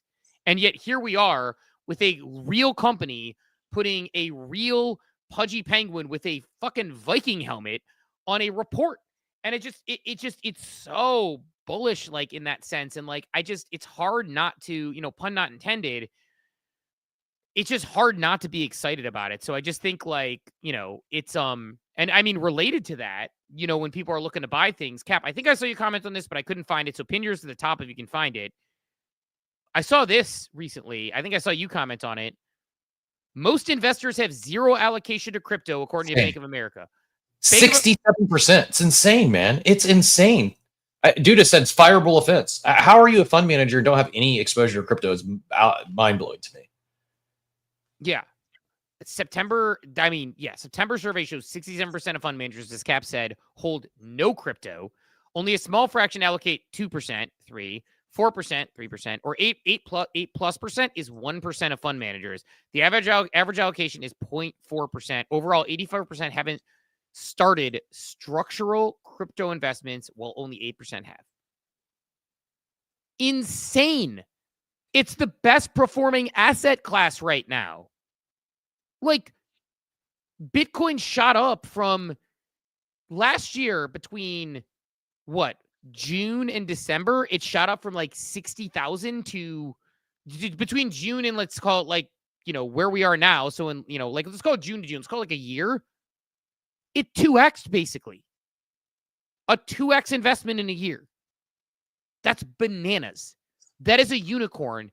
And that's not even the only one that does that. Like, that is just a part of the crypto sector, is Bitcoin, right? It leads it. It's the granddaddy of them all. But I'm blown away by that stat, in the sense that these are the people who are supposed to be the smart ones ahead of the game. But I get it. I talked to some people at Chase, and granted, when my mom was like looking to do some investing, I think I've mentioned this story before. My mom hates when I remind her of this, but I told my mom to put $100,000 from her retirement fund into Bitcoin when, ETF into Bitcoin. So Bitcoin at the time was about $20,000, $25,000. That $100,000, had she put it into Bitcoin, would be like $500,000, $600,000. Instead, she put it into a CD. That CD has matured. It is worth like $102,000, $103,000. Anyways, she's reinvesting. As I'm talking to them, they're showing us different strategies. I'm feeling pretty confident. The people are pretty smart. They understand her risk tolerance, what she's looking for. And I mentioned Bitcoin and crypto, and they seemed a little uncomfortable. They didn't quite like it. Maybe Bitcoin, but maybe not ETH. And I'm like, look, like, just put a small percentage. I'm not saying a lot, but like, put a small percentage into something like that. Do the Bitwise exposure. Universities are doing it. Institutions are doing it. So I made that suggestion, but they seemed almost allergic to it. And it's like, guys, like, what are we doing here? Like, what are we doing here? This is a situation where quite clearly it is the best performing asset class. And you're thinking, oh, it's not going to, but like, some exposure, 5%, 10%. I think I went with 5% of my IRA into the Bitcoin ETF, and then another 5% into the ETH ETF when it came out, maybe maybe 10% with big. No, 5 to 7% on both, I think. And those are much higher percentages now because they've outperformed everything else. So I don't know. In a world where I feel like we're eventually heading towards $1 million Bitcoin, I know that sounds like hyperbole to some people, but if we're at the same price of gold, that's what it would be. I struggle to see why fund managers, the people who are ahead of the game, their funds can't be performing as well as those who do. It's just not possible. So I don't know. I'm very balanced with these things. Like Cap, I know you go a little more all in than I do on things. Like I'm like, look, I have a lot of exposure to crypto in real life, so I'm going to put like 5% into this. And like, I don't know. I find myself shocked that more don't. So anyway, that you talk about that. You talk about the thesis. It's if people don't have exposure to crypto, PENGU and the other ones are lagging and are eventually going to get there because like the first place they're going to go is Bitcoin, and they're going to go ETH, and they're going to go Sol. And we'll keep moving there. Because I don't know if you saw this, Cap. Speaking of that, Forward Industries is doing a $4 billion equity offering to build a Sol treasury. $4 billion with a B to build a Sol treasury. Looks like Sol's next up. Yeah, if someone hasn't shipped it yet, someone listening in, if you want to get some eyeballs on a website, on a web presence, go build strategicsolreserve.xyz, and you could probably vibe code this afternoon. Just plug this into ChatGPT and ask it to build a Sol version of this for you. Like, someone's going to do it. We're going to see this. You know, you talk about 5 billion. 5 billion is Solana. That would, by comparison, that would put them number 2 in the ETH treasury mark. You know, Bitmine, leading the way, approaching 10 billion worth of ETH. Sharpling Gaming, SBET is number 2 at 3.84. Put all that in perspective, Ethereum Foundation is sitting on just over $1 billion of ETH. There's no guarantee it continues. There's no guarantee that Solana has the same success as Bitcoin or ETH, but I'm a betting man. I'm going to bet it does. Couple barely to the negative yesterday, by the way, on the ETF flows. A little bit of outflow on ETH, just 866. But so this couple days gave it back a little bit, but that was following a 5-day streak of net inflows, and I think I wouldn't be surprised to see it back up again today, as the market seems to be embracing the rate cuts and taking that as a bullish sentiment. Collectively now, these 69 entities, are at 5 million ETH, $22 billion worth. But yeah, one of them at 5 billion Solana would be almost a fifth of, or over a fifth of the current ETH strategic reserve entities. Nuts. I mean, it's just man, I know it's just sort of like hold on for dear life, see what happens. It's just, I've said this before, like I just think like it's I feel like crazy sometimes saying like, are we still early? But it's hard not to think that we still are early, and there still are, like when you see a stat like this and you see what you're talking about, it's like it's hard not to think like, hey, we still have this explosion, this opportunity that could come to fruition. And I don't know, like I've said this before. I sometimes wonder if it's just we hold on to this, survive in advance, 5 to 7 years, we're all sitting pretty, and we look like those people who got into Bitcoin in 2012, or those people who got into, ETH in, like 2015, 2016. Like at some point, I wonder if the people who are here now, as we get scale, like, yes, there's a lot of people here, but if crypto continues to have this sort of a run, which again, who knows? You never know what's going to happen. I wonder if we just end up being like, yep, all we need to do is just be here. And being here and hanging on was enough. And yeah, I actually don't think there's that many people here. Relative to the world, relative to the people that have stocks or any sort of disposable income, like I still think we're extremely small niche corner of the internet. And it seems like a lot of people that stat you just showed, 67% of fund managers, people that do this for a living, are still sidelined. I think we're still super early. Yeah. And it just makes you think like these numbers seem silly, but it's like, I don't know, man. They just continue to fire upward, man. It's it makes me really excited to be here and being like I've been early to like tech since middle school, as far as like being earlier and having people say I'm crazy, and like, you know, coding websites and having teachers be like, that's cute, but what are you going to do when you grow up? This isn't a job. It's like, actually, HTML could have been a really good job. And I probably could have left high school and been very rich if I had had that mentality and at the time that I have now.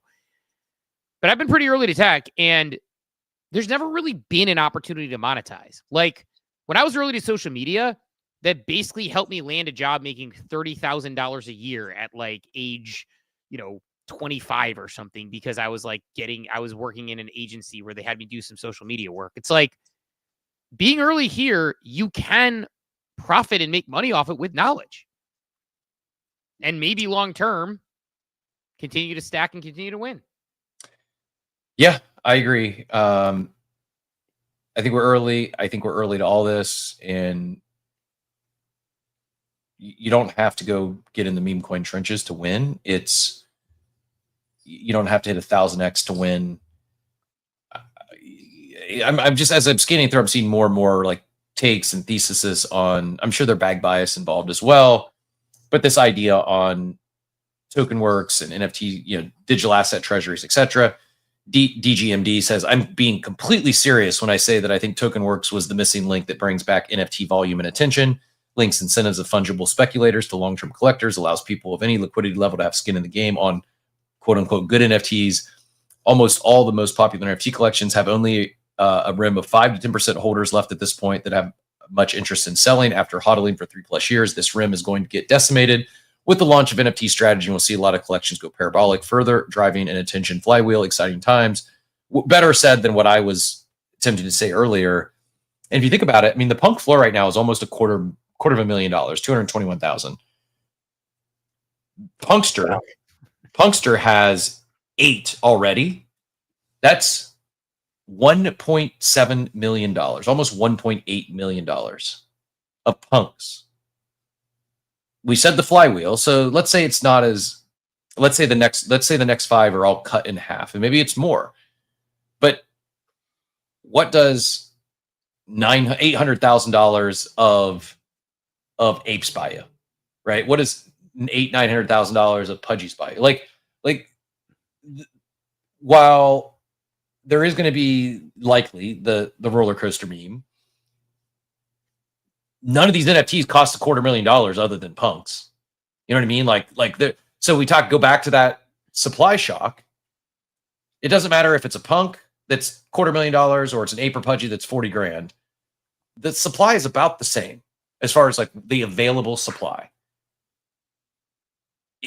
Even if the roller coaster does affect and there's not as much capital, the fund's not as successful, the token's not as successful, it can still have as big or bigger of an impact as it relates to supply of those collections, because they can buy a lot more of the NFTs for the funds they have. Math with Cap this morning. Math with Cap is just a math equation, and if it works out, it works out. Yeah, man, and you know, like again, that's the thing about NFTs is that they just need to be a little bit interesting, and supply shock can get pretty big pretty quick. And, you know, Cap's math and math. Ian, by the way, in the chat, you know, fair point. You talk about being early. I have this experience too. We're very insular in thinking that everybody thinks like us. Ian says, there's not a single person I know, the IRL, that is into crypto. We're so early. They know what Bitcoin is, but that's it. That's the thing. I don't think most people even get, quote unquote, into crypto the way most people aren't into stocks. But like, if you get half as many people into crypto as they were in stocks, a third, a quarter, like, first of all, that's a lot of interested people. But number two, all it takes is those fund managers that aren't doing shit with this being like, we're going to start allocating 5% to our target date funds. And those numbers in 401ks are massive. So that's all it takes, is it takes that little push. It's like, suddenly you do have supply shock issues coming in. So good point by Ian on that one. As far as that is, like, I have these discussions all the time where it's like, when I hang out with like people my age who like they have kids my kids' age, and we go and we hang out and do something, we talk about crypto next to zero because it's just not of interest. A lot of people don't believe in it. They think it's a scam. They're just like, why do we need more money, et cetera, et cetera.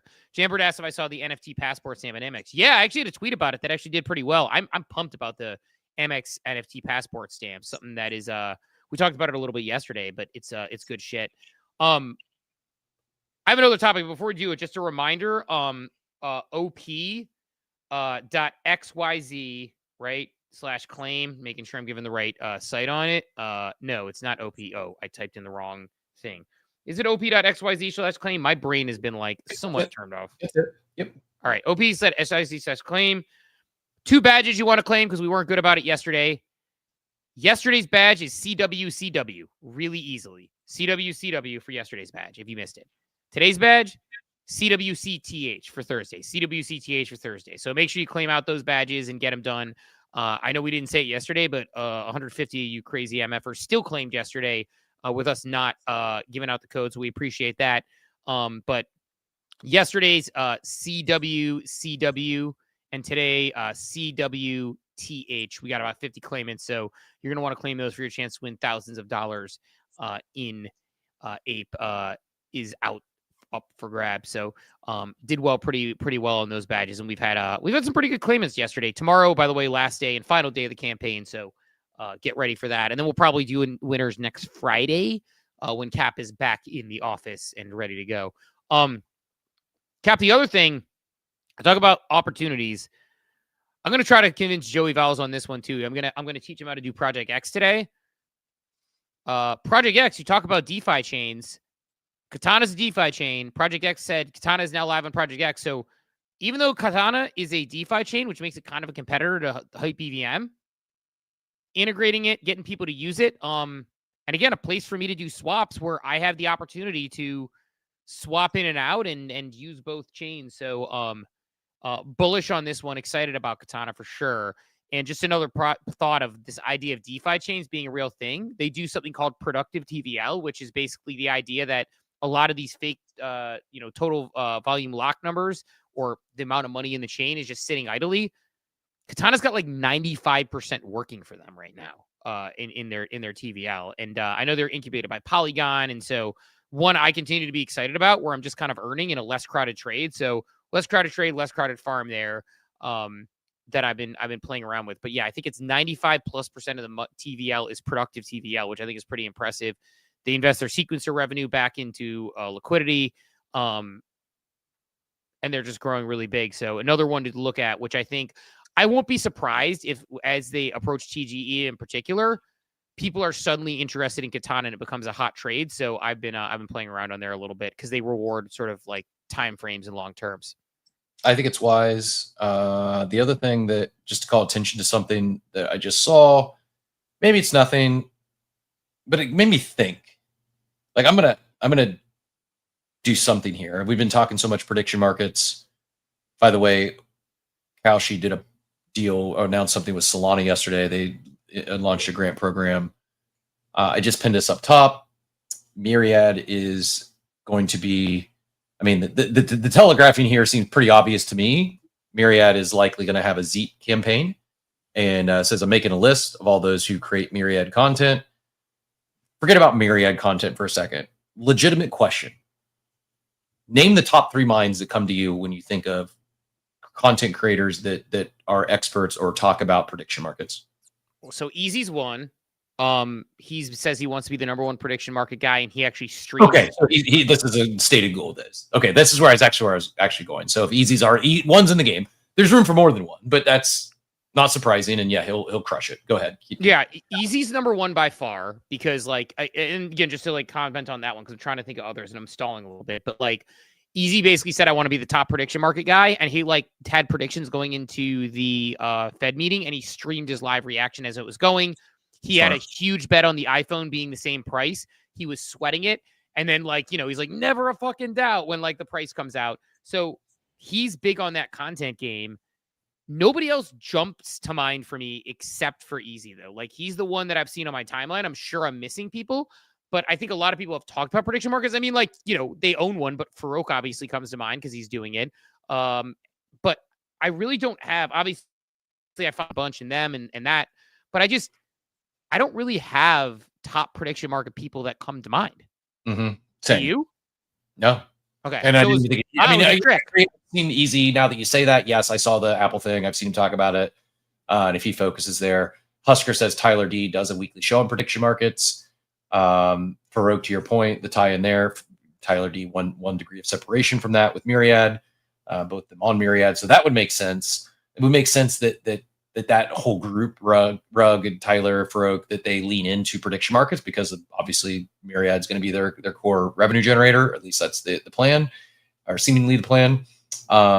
There's the John guy that just got hired by Kalshi. I wasn't really, I mean, I'm sure I probably follow him on my timeline, but not someone I know deeply. But my understanding is he was basically a content creator talking about prediction markets, and Kalshi hired him as a result and gave him a big role there. Like they're not calling him that, but their CT lead essentially. Should we be doing this? Massive opportunity. If someone wants to start creating content, I don't think there's a bigger meta in terms of just total size of the market this cycle than prediction markets. It's already proven. Like Polymarket, Kalshi, they've already, like, proof of concept is there. I'm not saying it's over and they've won, but they've broken out of our bubble. It's only going to get bigger and bigger for the foreseeable future. Myriad's one that native to crypto, still early. I don't think it's a crowded trade. So I don't know exactly what, but basically like seeing that, putting some actual thought to it. Yeah, I think if someone's, our guy Mackey's doing the clip game and getting a lot of love recently with what he's doing on clips. You can make money in this space doing clips. You can connect with creators. You can have a come up that way. I'm going to say it now. Like Easy's already had his come up, so maybe not the best example, but we're going to see there'll be the next ICOBs, the next Clemente. If you want to go back further, the next Easy, the next Farouk, the next TG. The next big creator that has a massive come up in our space, I think it's going to be because they'll lean in and they'll crush the prediction market space and become I wouldn't be surprised if fast forward a year in ESPN or CNBC or some mainstream media is having on a crypto native nerd to talk about prediction markets. I actually think it will absolutely happen. I just don't know who it'll be. So yeah, if you want that to be, I'm not saying I'm going to be that person, but it had this aha moment that should probably start leaning into prediction market content a bit. Yeah, I think you're probably right. And it's probably it's probably a missing piece of the game where it's like, my part of my problem is I'm really bad at, I'm one who is very big on trying to stay on top of a lot of things. I love general purpose stuff. Like I dive deep into certain things. Like I love DeFi, I love crypto, I love NFTs, I love all these things. And it's like, I'd probably be a lot more successful if I was more of a specialist, but like, I could see myself getting into prediction markets, and like a prediction market show would be a good way to force myself to do so. But it's just, it feels like it's like there is a major opportunity there to look for opportunity, to explain how they work, it's like, you could bet on somebody to win the Heisman Trophy, and then you could sell your position at a gain, and you could still cash out that bet because you can sell portions of positions. Like that's the biggest thing that I think prediction markets give that like is so missing in the betting that's underrated. Is like I don't know if people don't fully understand that it's not just taking odds. You can take profits, yeah, along the way. You don't have to be. It's not a binary outcome. Everywhere else, sports betting, DFS. I mean, I guess DFS on a range because you could break even, you could get a little bit of money back, or you could win $1 million. Sports betting is just very binary. You win or you lose. You can do both in prediction markets. Like it is very possible. It's set up to do so. Yeah, it's a way where it's like, again, people may not realize this. You basically buy shares. And so like if you bought like John Mateer to win the Heisman, at the beginning of the season, you would have gotten him at probably like 60 to 1 or 20. I don't know what the number was. It was probably insane, right? It was like, what did he transfer from? I don't remember where he transferred from. UCLA? I can't remember. Somewhere. Washington State. Transferred from Washington State, went to Oklahoma, and he's cooking, right? Just absolutely cooked Michigan. Like John Mateer to win the Heisman now is much, much higher. You could probably cash out and take a profit and still have an open position where if he wins the Heisman, you still make money. It's just you can take profits along the way. You can dollar cost average in or out of a position. And it's very different to your point than it's like if I bet on John Mateer to win the Heisman at the beginning of the season and he went up and bet now and I was on like a DraftKings sportsbook, well, now I need to cash that bet or not. It's the end of it. It's like selling a whole position. It's more like owning an NFT. To the point you made, I would say like current betting is like owning a single NFT. Prediction markets are like owning fungible tokens. and you're able to kind of move positions around. And I think that that's just a big opportunity. So to your point, like Easy's been leaning into it, smart play. And I think he's going to be successful at it because when he puts his mind to something, he's great. He has the time, energy, and effort to do it. So it's pretty awesome. And I'm playing the Myriad game for the most part, just because Polymarket is going to drop a token at some point, but I'd be so down on that from the other bets that are taken out. So I'm probably playing the Myriad game for the most part. Well, and just to give you a little bit of credit, like the generalist specialist, I think what you've done on the DeFi front is spot on, man. You've crushed it. Congratulations, by the way. You got a lot of love in the war yesterday on your big win on the Polymarket month. Finished, if you missed it, Steve finished #1 on the month for Polygon KOL. It was Polygon, or was it Katana? Which one was yesterday? Polygon was yesterday. Katana was a couple days before that. Yeah. You went back to back, right? Or were you one on Katana too? No, I actually didn't know Katana had a leaderboard. I think I was like 25 on there, and they only paid out top 25. So I think I barely snuck in by total accident. Probably going to be higher next month though. Because I love #1 on Polygon is no joke, man. That's incredible. And I think I believe, knowing you and having paid attention and seen what you're posting, I think it's largely due to you talking about what you're doing, diving deep in the weeds. Well, are you a generalist? You still commentate on the space at large? Yes. But it's very obvious there's been a shift in terms of your focus over the last few months that, you've been documenting your journey into DeFi. You've been very transparent about it. You're not claiming to know all the answers or know all the plays, but you're learning in public. You're sharing your journey, and it's obviously being received well. You also, the other thing that I'll point out is, while you like to say, you beat yourself, I'm late to the project, you're earlier than a lot of us, and being top 1,000 in any of these things, it's no joke. But I think more so than where you're at on the leaderboard is how you're going about it. I guarantee you there's a lot of people ahead of you that leaderboard that haven't been talking about it, or they're not sharing it in as much of a digestible way as you are. And I think that can you do more than one specialty? Could you do DeFi and prediction markets? Yeah, absolutely. But I think there is something to be said to having the specialized focus as a niche inside of your generalist approach. And I think how you've done that with DeFi is that's the playbook. It's like what you've done with DeFi is exactly what I should do with prediction markets. Yeah. It's interesting. First of all, appreciate the kind words very, very much. No doubt about that. I appreciate the kind words. By the way, not only did I have the #1 spot in Polygon, but there was again, because I pay attention and I actually use the chain and I actually care. So Polygon was one that made sense that I took #1 for the sheer fact that not only did I talk about them, I'm using it. I staked and taught people how to stake on Polygon, and I got people, there's no ref code, but I got some people staking on Polygon, earning towards airdrops, earning those fees. There was a staking quest as well that they had done because they wanted people using the product. So if you were in the top yappers and you staked a certain amount, you had an eligibility to win more. I'm probably gonna potentially double that payout that I got from Polygon because I was staking, because I was a staker who was talking about it, and because I landed on the leaderboard. I'm probably going to double that, and I made money staking.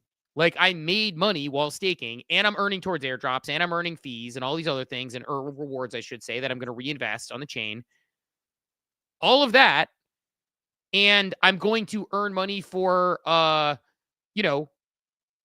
going to earn money on top of that for staking. And so first of all, shout out to Polygon because they did this in a way that was awesome, where they rewarded me for using the chain and it worked out well. But also it's exciting. It's exciting to actually I really haven't gotten paid off for pretty much any Kaido campaigns. And so and again, worth noting, and I know this sounds corny when I say it to some people, but I repeat it sometimes.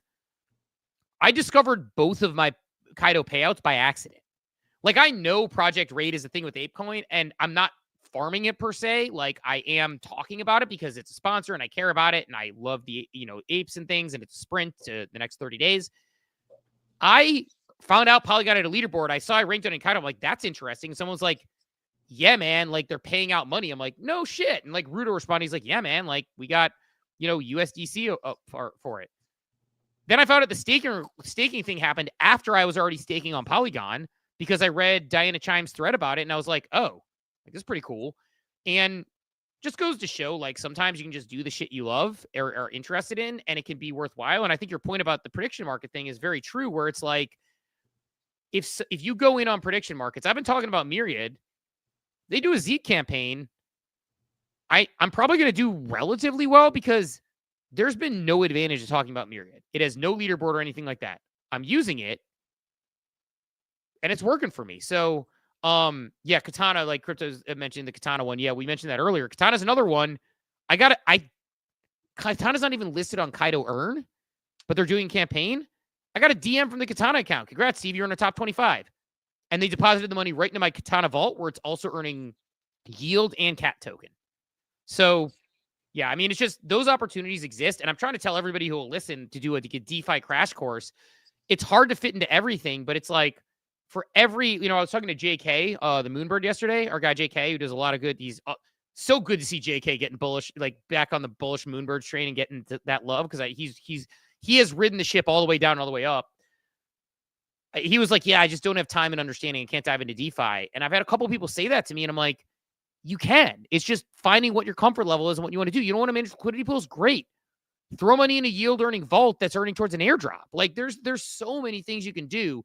And I've never felt more like I don't feel late. I don't kick myself or stuff. But you think about how much money you could earn if you just put your money to work earlier on.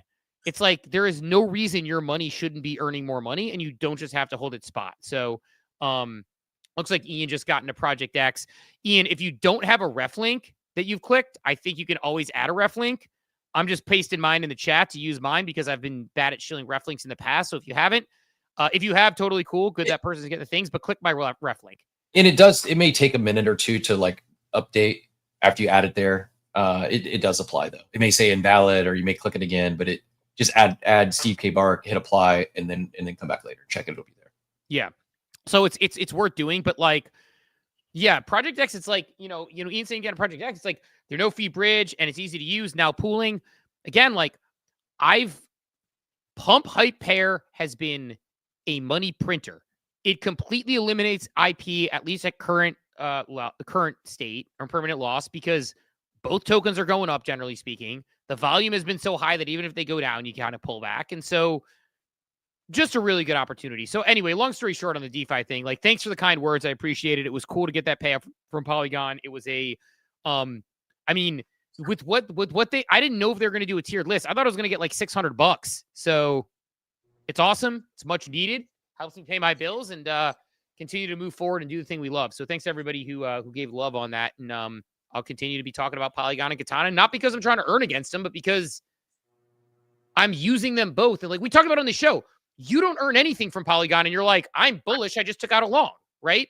I believe in it. And then I like talk about, Katana, like I just think DeFi chains I think getting early to DeFi chains and building a really good one is smart. And I don't know. So it's like people love Hyperliquid, like Katana's right there and it's super accessible. So Ian said, get that couch. Ian, I am not buying the couch yet. The couch is still on pause. That is bill paying money for the time being. We need to get to a comfort level. We will buy the couch eventually, but we still got time. Anyway, Cap, what else you got? I know we're approaching 9. We're approaching 10 o'clock. Didn't really have a ton other than that. I think that kind of hit on my list. The only other thing, I was going to hit on it yesterday and we ran out of time, but wanted to give a little bit of love to our guy Pawns, who had a pretty big meeting this week. It's wild how far the space has come. He said, honored to represent Z at lunch with SEC Commissioner Hester Pierce. Real, joined by 2 other AI-powered crypto innovators. Great dialogue both ways. Her team's approach gives me real optimism for the future of crypto in the US. Out of respect for her office, I should say that her meeting with us was not an endorsement of our business. Just insane, man. Like, when I say years ago, forget years ago, this time last year, if you would have said crypto founder is meeting with the SEC commissioner, I'd be like, it's in response to a Wells notice they just received. Like, think about that. We're not even a year away or a year out of the quote unquote war on crypto. To what now we have people like Pawns actually sitting down and having lunch with the SEC commissioner, not because he's been, subject to a Wells notice and a probe by the SEC, but because they want to have open dialogue. Like, it's just none of us are bullish enough. Like we are so freaking early. I think like right now is the world is starting to wake up to crypto. The world is starting to wake up to blockchain tech, to stable coins. The reality is a lot of the boring stuff that most of us kind of like glaze over is going to bring the world on chain.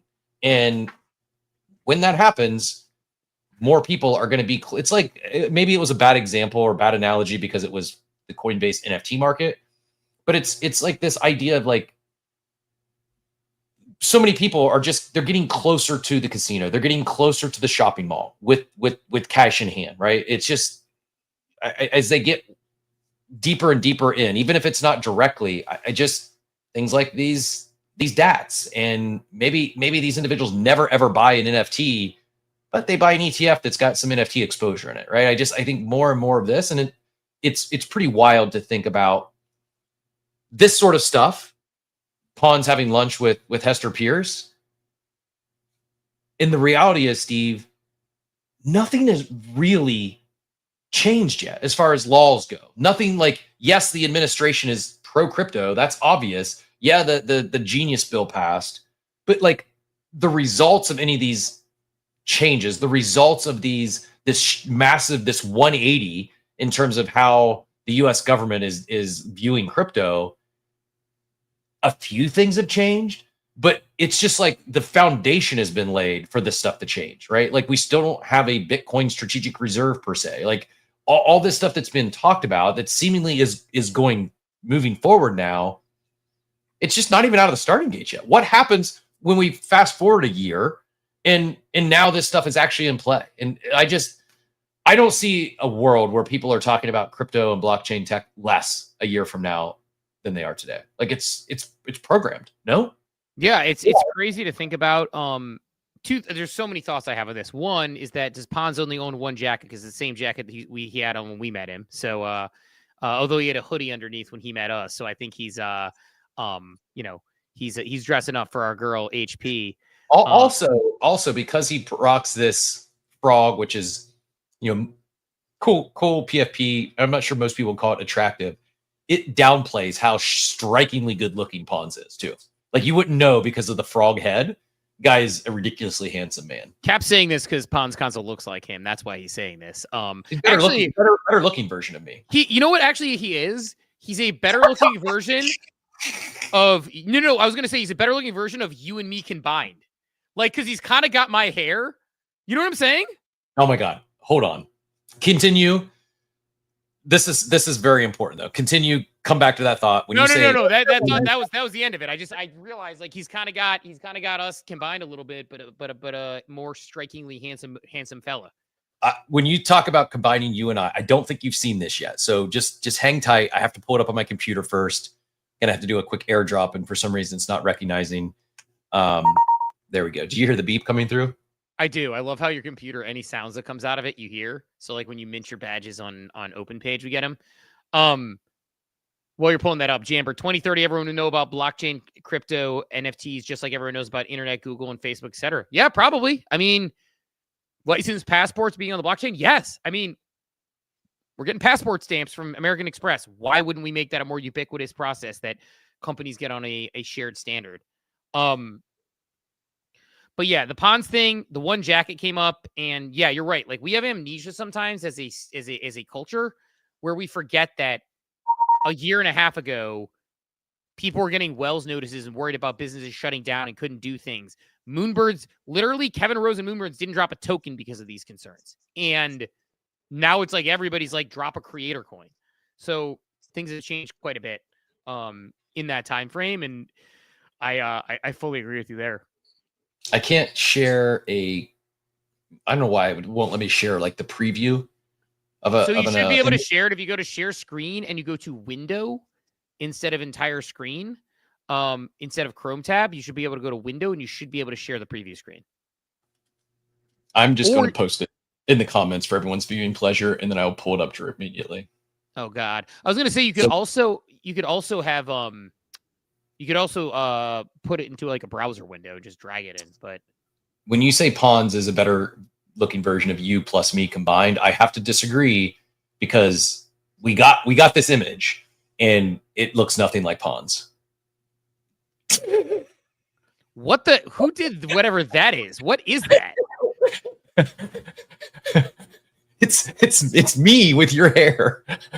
I did the bald AI image yesterday with a headshot with bald head, and our friend Dort spun it back around and he didn't put Steve's hair, but it came out. Everyone agrees that it's I can't even pronounce the word that Dort used in the prompt to get this output. But you look like such a douchebag in this. I can't explain. Like, the hair is bigger than my hair, but you know that picture. The guys who are standing, it's like Johnny Bravo or something. Isn't that the old cartoon? You know the guys who are standing, there's that picture of like the 4 guys standing and they have the skinny jeans and like the really tight shirts and whatever. Like that, first of all, hair's much bigger than my hair. It's wonderful hair. It is a wonderful what is it called? The cockatoo that has the big thing on its head. That's what it looks like a little bit. Or like a quail has like the the plume or whatever. Pompadour. There you go. Thank you. Pompadour. There you go, Dort. That's what I was looking for. I literally asked Dort, what's the prompt? That's exact prompt to use to get the hair is Pompadour. You know what you look like, actually? You know what you look like? You look like, you know how like 98 Degrees and the Backstreet Boys are touring now? And you see them on stage, you're like, what are we doing here? Like they're trying to do like dance moves from like the 90s and stuff, like 98 Degrees. That you look like you'd be up with them. Like you'd be like, hey, New Kids is coming out with a new tour. And it's like, I still got it. My hair's like this. Like, that's what I'm getting from it. I'm getting those, like, a 90s boy band touring now vibes. Incredible. Tech. Like, again, I know people are using AI for a lot of really important things. This is really what it's intended to be for. I should give myself I can give myself a actually, I could just grow a goatee. Actually, that's the only facial hair I can grow is the goatee. So I could do can you give me a goatee in this picture? And then I'm going to actually, and maybe I'll do a goatee bald one at some point so I can see what my NFL kicker look would be. I'm actually opening a new chat and I'm going to do it again and see if it'll give me 2 generations at once. Can you make me bald and give me a goatee in this picture? Me bald is a horrible look. I have done it a couple of times. Not good. But it could be worse. So I'll wait for that to load and then we can figure out the, we can figure out the things. What do you want to do? Give me Stalin for like 2 minutes while I try to get my goatee bald pictures going in ChatGPT. One thing I saw, unrelated, but I will stall with this, is Diablito mentions Cali DMV using AVAX. I think they're talking about these DATs in these treasury companies. I'm not in a current AVAX trade, but considering it more and more. They've got emotion. They've got a CT lead. I think that might be one I look to get in on here soon. Just catching up with chat here a bit. And to the point of Cali DMV is using him, like it's one that's beyond just. And no offense, it's fine. I don't know what Cardano is used for. I don't know what I don't know why I would hold Cardano. I don't know what the thesis is there. AVAX actually has a thesis. AVAX is actually being used and actually has some, we talk about the moves that Polygon has made and doesn't get credit for, where's Polymarket at? I think AVAX is like don't take this the wrong way. I don't mean it like this, just the word of it's I think AVAX could be like a poor man's version of Polygon. Is that tracking? Yeah. Help me out with the analogy. I don't think it's a poor man's version of Polygon. I think it's another opportunity to be a consumer blockchain as far as like the work it's doing. So yeah, I'm not even going to share consumer blockchain. Jesus, yeah, it's another consumer blockchain. It's a blockchain that's building and has some consumer wins. That just people aren't. It's like the American Express NFTs, like crypto Twitter in particular. Is not giving these chains, I think, the credit they deserve for big wins because it doesn't immediately pump our bags. But those are the underlying native tokens that I'd like to bet on. Steve's distracted by his bald head. I'm sorry. I am very. I'm not trying to. So the first one is this one, which is that's actually how I grow. That's literally how I grow facial hair. That guy looks like a cartoon. Looks like a cartoon. It looks like, I don't know. What would that guy do for a living? Paint art in France. I was gonna say French as well. Like it's got a bit of a French look to it. And so I mean, you want to be really freaked out though, because that's got a French look to it. Which I think is kind of like, I think I could pull that off. I do grow a goatee like that. Like that is how I grow a goatee. And so like I don't grow facial hair on the outsides and stuff. So I could make that work and just be sort of like that style. Look at this. Doesn't even look like you. How would you qualify that? Like, what does that guy do for a living? Besides, that guy's in prison, number one. Like, that's a bad guy in a superhero movie. Like, that is a guy who is doing something evil in a movie. It's probably not even a superhero movie. That is a bad guy in a movie like Seven, right? You look somewhere between, Hitman, says Jay. You look somewhere between like Walter White and Pukecast. Oh, Dort nails it. Dort nails it. Looks like a villain you would tie up and put on the train tracks in a Wild West movie. Like I would put someone on the train tracks, and somebody would have to save that person from it. But it looks a little bit like, got that look of who's the bad guy in The Matrix, who also played Ralphie in Sopranos. And he's like turns on everybody in The Matrix. Young Walter White. That's a good call. I like that. A little young Walter White action. It's got that sort of feel to it. So it's not good. I do like the French artist look a little bit better. The hair definitely is a little more becoming. So so I'm gonna delete that chat a little bit. Definitely not gonna do Ralphie Sopranos is, let's see. God. I'm seeing if I could find this one because I can maybe man, my Googling right now is not good. I got one from Memento. So it's John Pantaleone, something like that. I don't know. I'll mess it up. Joey Pants. Yep. Memento. If you've never seen Memento, put that on your watch list for this weekend. Really good movie. It's a good mind F. Christopher Nolan, right? I believe it's one of Christopher Nolan's like ultimate one of Christopher Nolan's. Yeah, I was going with a Joe. Here we go. Yeah. In what was he in when he did this? A little bit of this look real quick is what we got here is also some breaking news this morning. Plasma TGE is going to be a week from today, next Thursday at 8 a.m. Eastern time. I'm sidelined on that one, but XPL already pre-launch will be the 8th largest blockchain by stablecoin liquidity. Over 2 billion in stablecoins be active on Plasma from day one.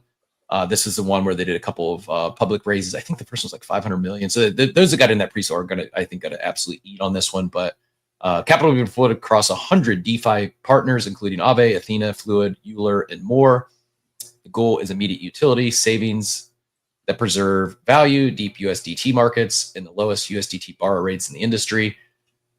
This is my other thing. I think what could be a massive unlock for crypto and mainstream is borrowing. I know it exists today. I just don't think it's in its final form, consumer-wise. But I think tapping into liquidity, borrowing against your crypto holdings, and that combined with making more on stables in the US dollar. I mean, we saw Coinbase and just announced 4.5% on USD in Coinbase accounts for Canadians who mostly get 0% APR in their checking accounts. Like more and more, I'm convinced that the US government's approach and adoption of stablecoins is certainly to protect the US dollar. And I see a world where crypto can eat market share for a lot of banks around the world, both US banks and international banks, especially because like 4% is peanuts here. And I know where's the yield coming from. You got to understand all that. It's but when you look at things like Project X and you're making triple digit returns on your money there, it's kind of insane, man. It's not normal. just a simple like Hype USTD is about 150% APR. That's insane. Like most smart people would tell you it's too good to be true. It's impossible. Well, maybe too good to be true forever, but I can guarantee you it's not impossible. It's happening right now. And I'm not saying everyone's going to start earning triple digit APR on their savings or checking accounts. I'm saying the days of it's just hard for me to fathom a world where fast forward 5 years and the majority of people still have their operating accounts in a checking account that's getting them 0% interest. I just don't. This is part of my entire DeFi thesis is that the idea that like I had money that was sitting spot or just sitting around, that money is now working for me and I've seen it grow in a month. And like, you could literally make an extra, again, not financial advice. You got to do your research and understand this stuff. I spent hours upon hours. I do this professionally as a job, right? But you're talking about me earning an extra 10, 20, 30, 40, 50, depending on how it is, $1,000 a year on not a ton of liquidity because I'm simply putting my money to work. Now, can it go sour? Do you have to pay attention to the market? Yes, I'm fully locked in. And so I'm not going to get bit by it. Or if I do, I understand the risks. But I had money I just wasn't putting to work at all. I have very little money that I just hold that does nothing for me anymore. It's hard for me to do. And so, yes, I'm still dollar cost averaging to Bitcoin and sit spot. Yes, I hold some spot. Yes, I hold some Hyperliquid spot. Yeah, I mean, I have things I hold spot, but like putting a certain amount of capital to work, like I'm not going to give the exact numbers, but I've seen a very surprising rise in my capital allocated to DeFi without depositing more and just existing there and watching it grow. And so I think that those are like those things when you look at current valuations are very interesting, especially if you believe in the assets and you think we're going up. It's like you're earning yield the whole way up. So I'm with you on that as far as like the sitting idly. It just makes no sense. And like to your point, these companies make money other ways. They look at the incentive structure as like, why not give more money back when the industry standard is banks have a monopoly and can give you whatever they want? Well, you can go to Coinbase even right now and earn 4.5% on your stables. Why not? And like some of it's like some funky math, right? Like people laugh because Katana is giving it back to you in tokens. So it's sort of like they give you normal yields and then they give you token yields on top of it. So what? Like that token's worth something, even if it's not worth what they value it at. God, it could be worth more, but if it's not, so what? Then you're still getting yield against it. So I don't know. I just think there's a lot of opportunity there. But that said, Cap, I have a 10:30 meeting. I need to go to the bathroom. I've seen myself balding with a goatee. I need to get out of here. Any other parting thoughts before we let everyone get out of here? Just your myriad market bet for the day, today or tomorrow. I just put a little small tiny wager down. I'm going to move some more USD over later because I want to dive into myriad more now that I can finally play. I don't know what happened, but it finally let me travel to Germany. Will Rec Drinks Moon Crush sell out within 5 minutes tomorrow? Currently leading result is no at 54%. I just bet on yes at 46%, so a little more than a 2x there. I will be participating, and yeah, I think unless there's a crazy increase in supply, I think that seems like a pretty good bet. Yeah, I will be buying. I will be hammering Rec Drinks tomorrow, not just getting those rewards, but enjoying the drink itself. So I'm looking forward to this flavor. Also, big fan of MoonPay and those folks over there. So code today CWCTH for those asking. CWCTH for the code today. CWCW for yesterday, and then tomorrow will be the final day of the campaign. So make sure you collect all those badges. Right now only 70 holders that'll go up throughout the day today. But as of now, looking here, most of these have been over 200. There's 300. One badge on 9.5 people slept on. There's only 133 of those. So at most, the absolute maximum possible complete sets is only 133.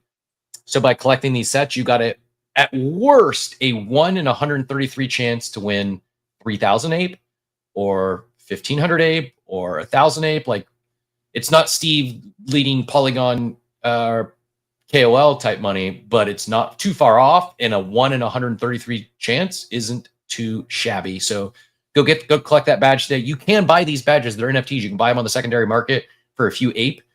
There's no promises. There's no guarantees. It doesn't guarantee you're going to win it. So don't collect it just for the win. But if you're close, if you're like one off, again, maximum is 133 complete sets. I'm going to guess my over under I set at 69 as far as complete sets.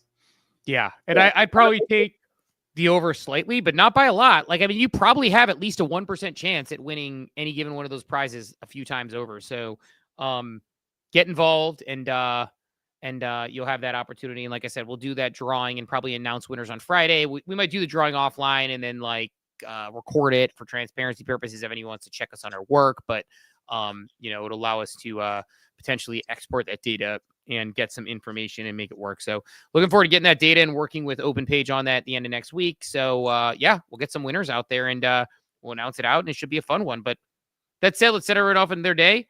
Appreciate everyone who came through this morning. We will talk to everybody bright and early tomorrow at 8 a.m. Eastern time. Have a wonderful day, everybody. Thanks for tuning into Coffee with Captain, powered by ApeCoin. We hope you enjoyed the show, and remember, nothing we discussed today is financial advice. Until next time, keep exploring, stay curious, and we'll see you soon. Have a great day. Welcome to the future.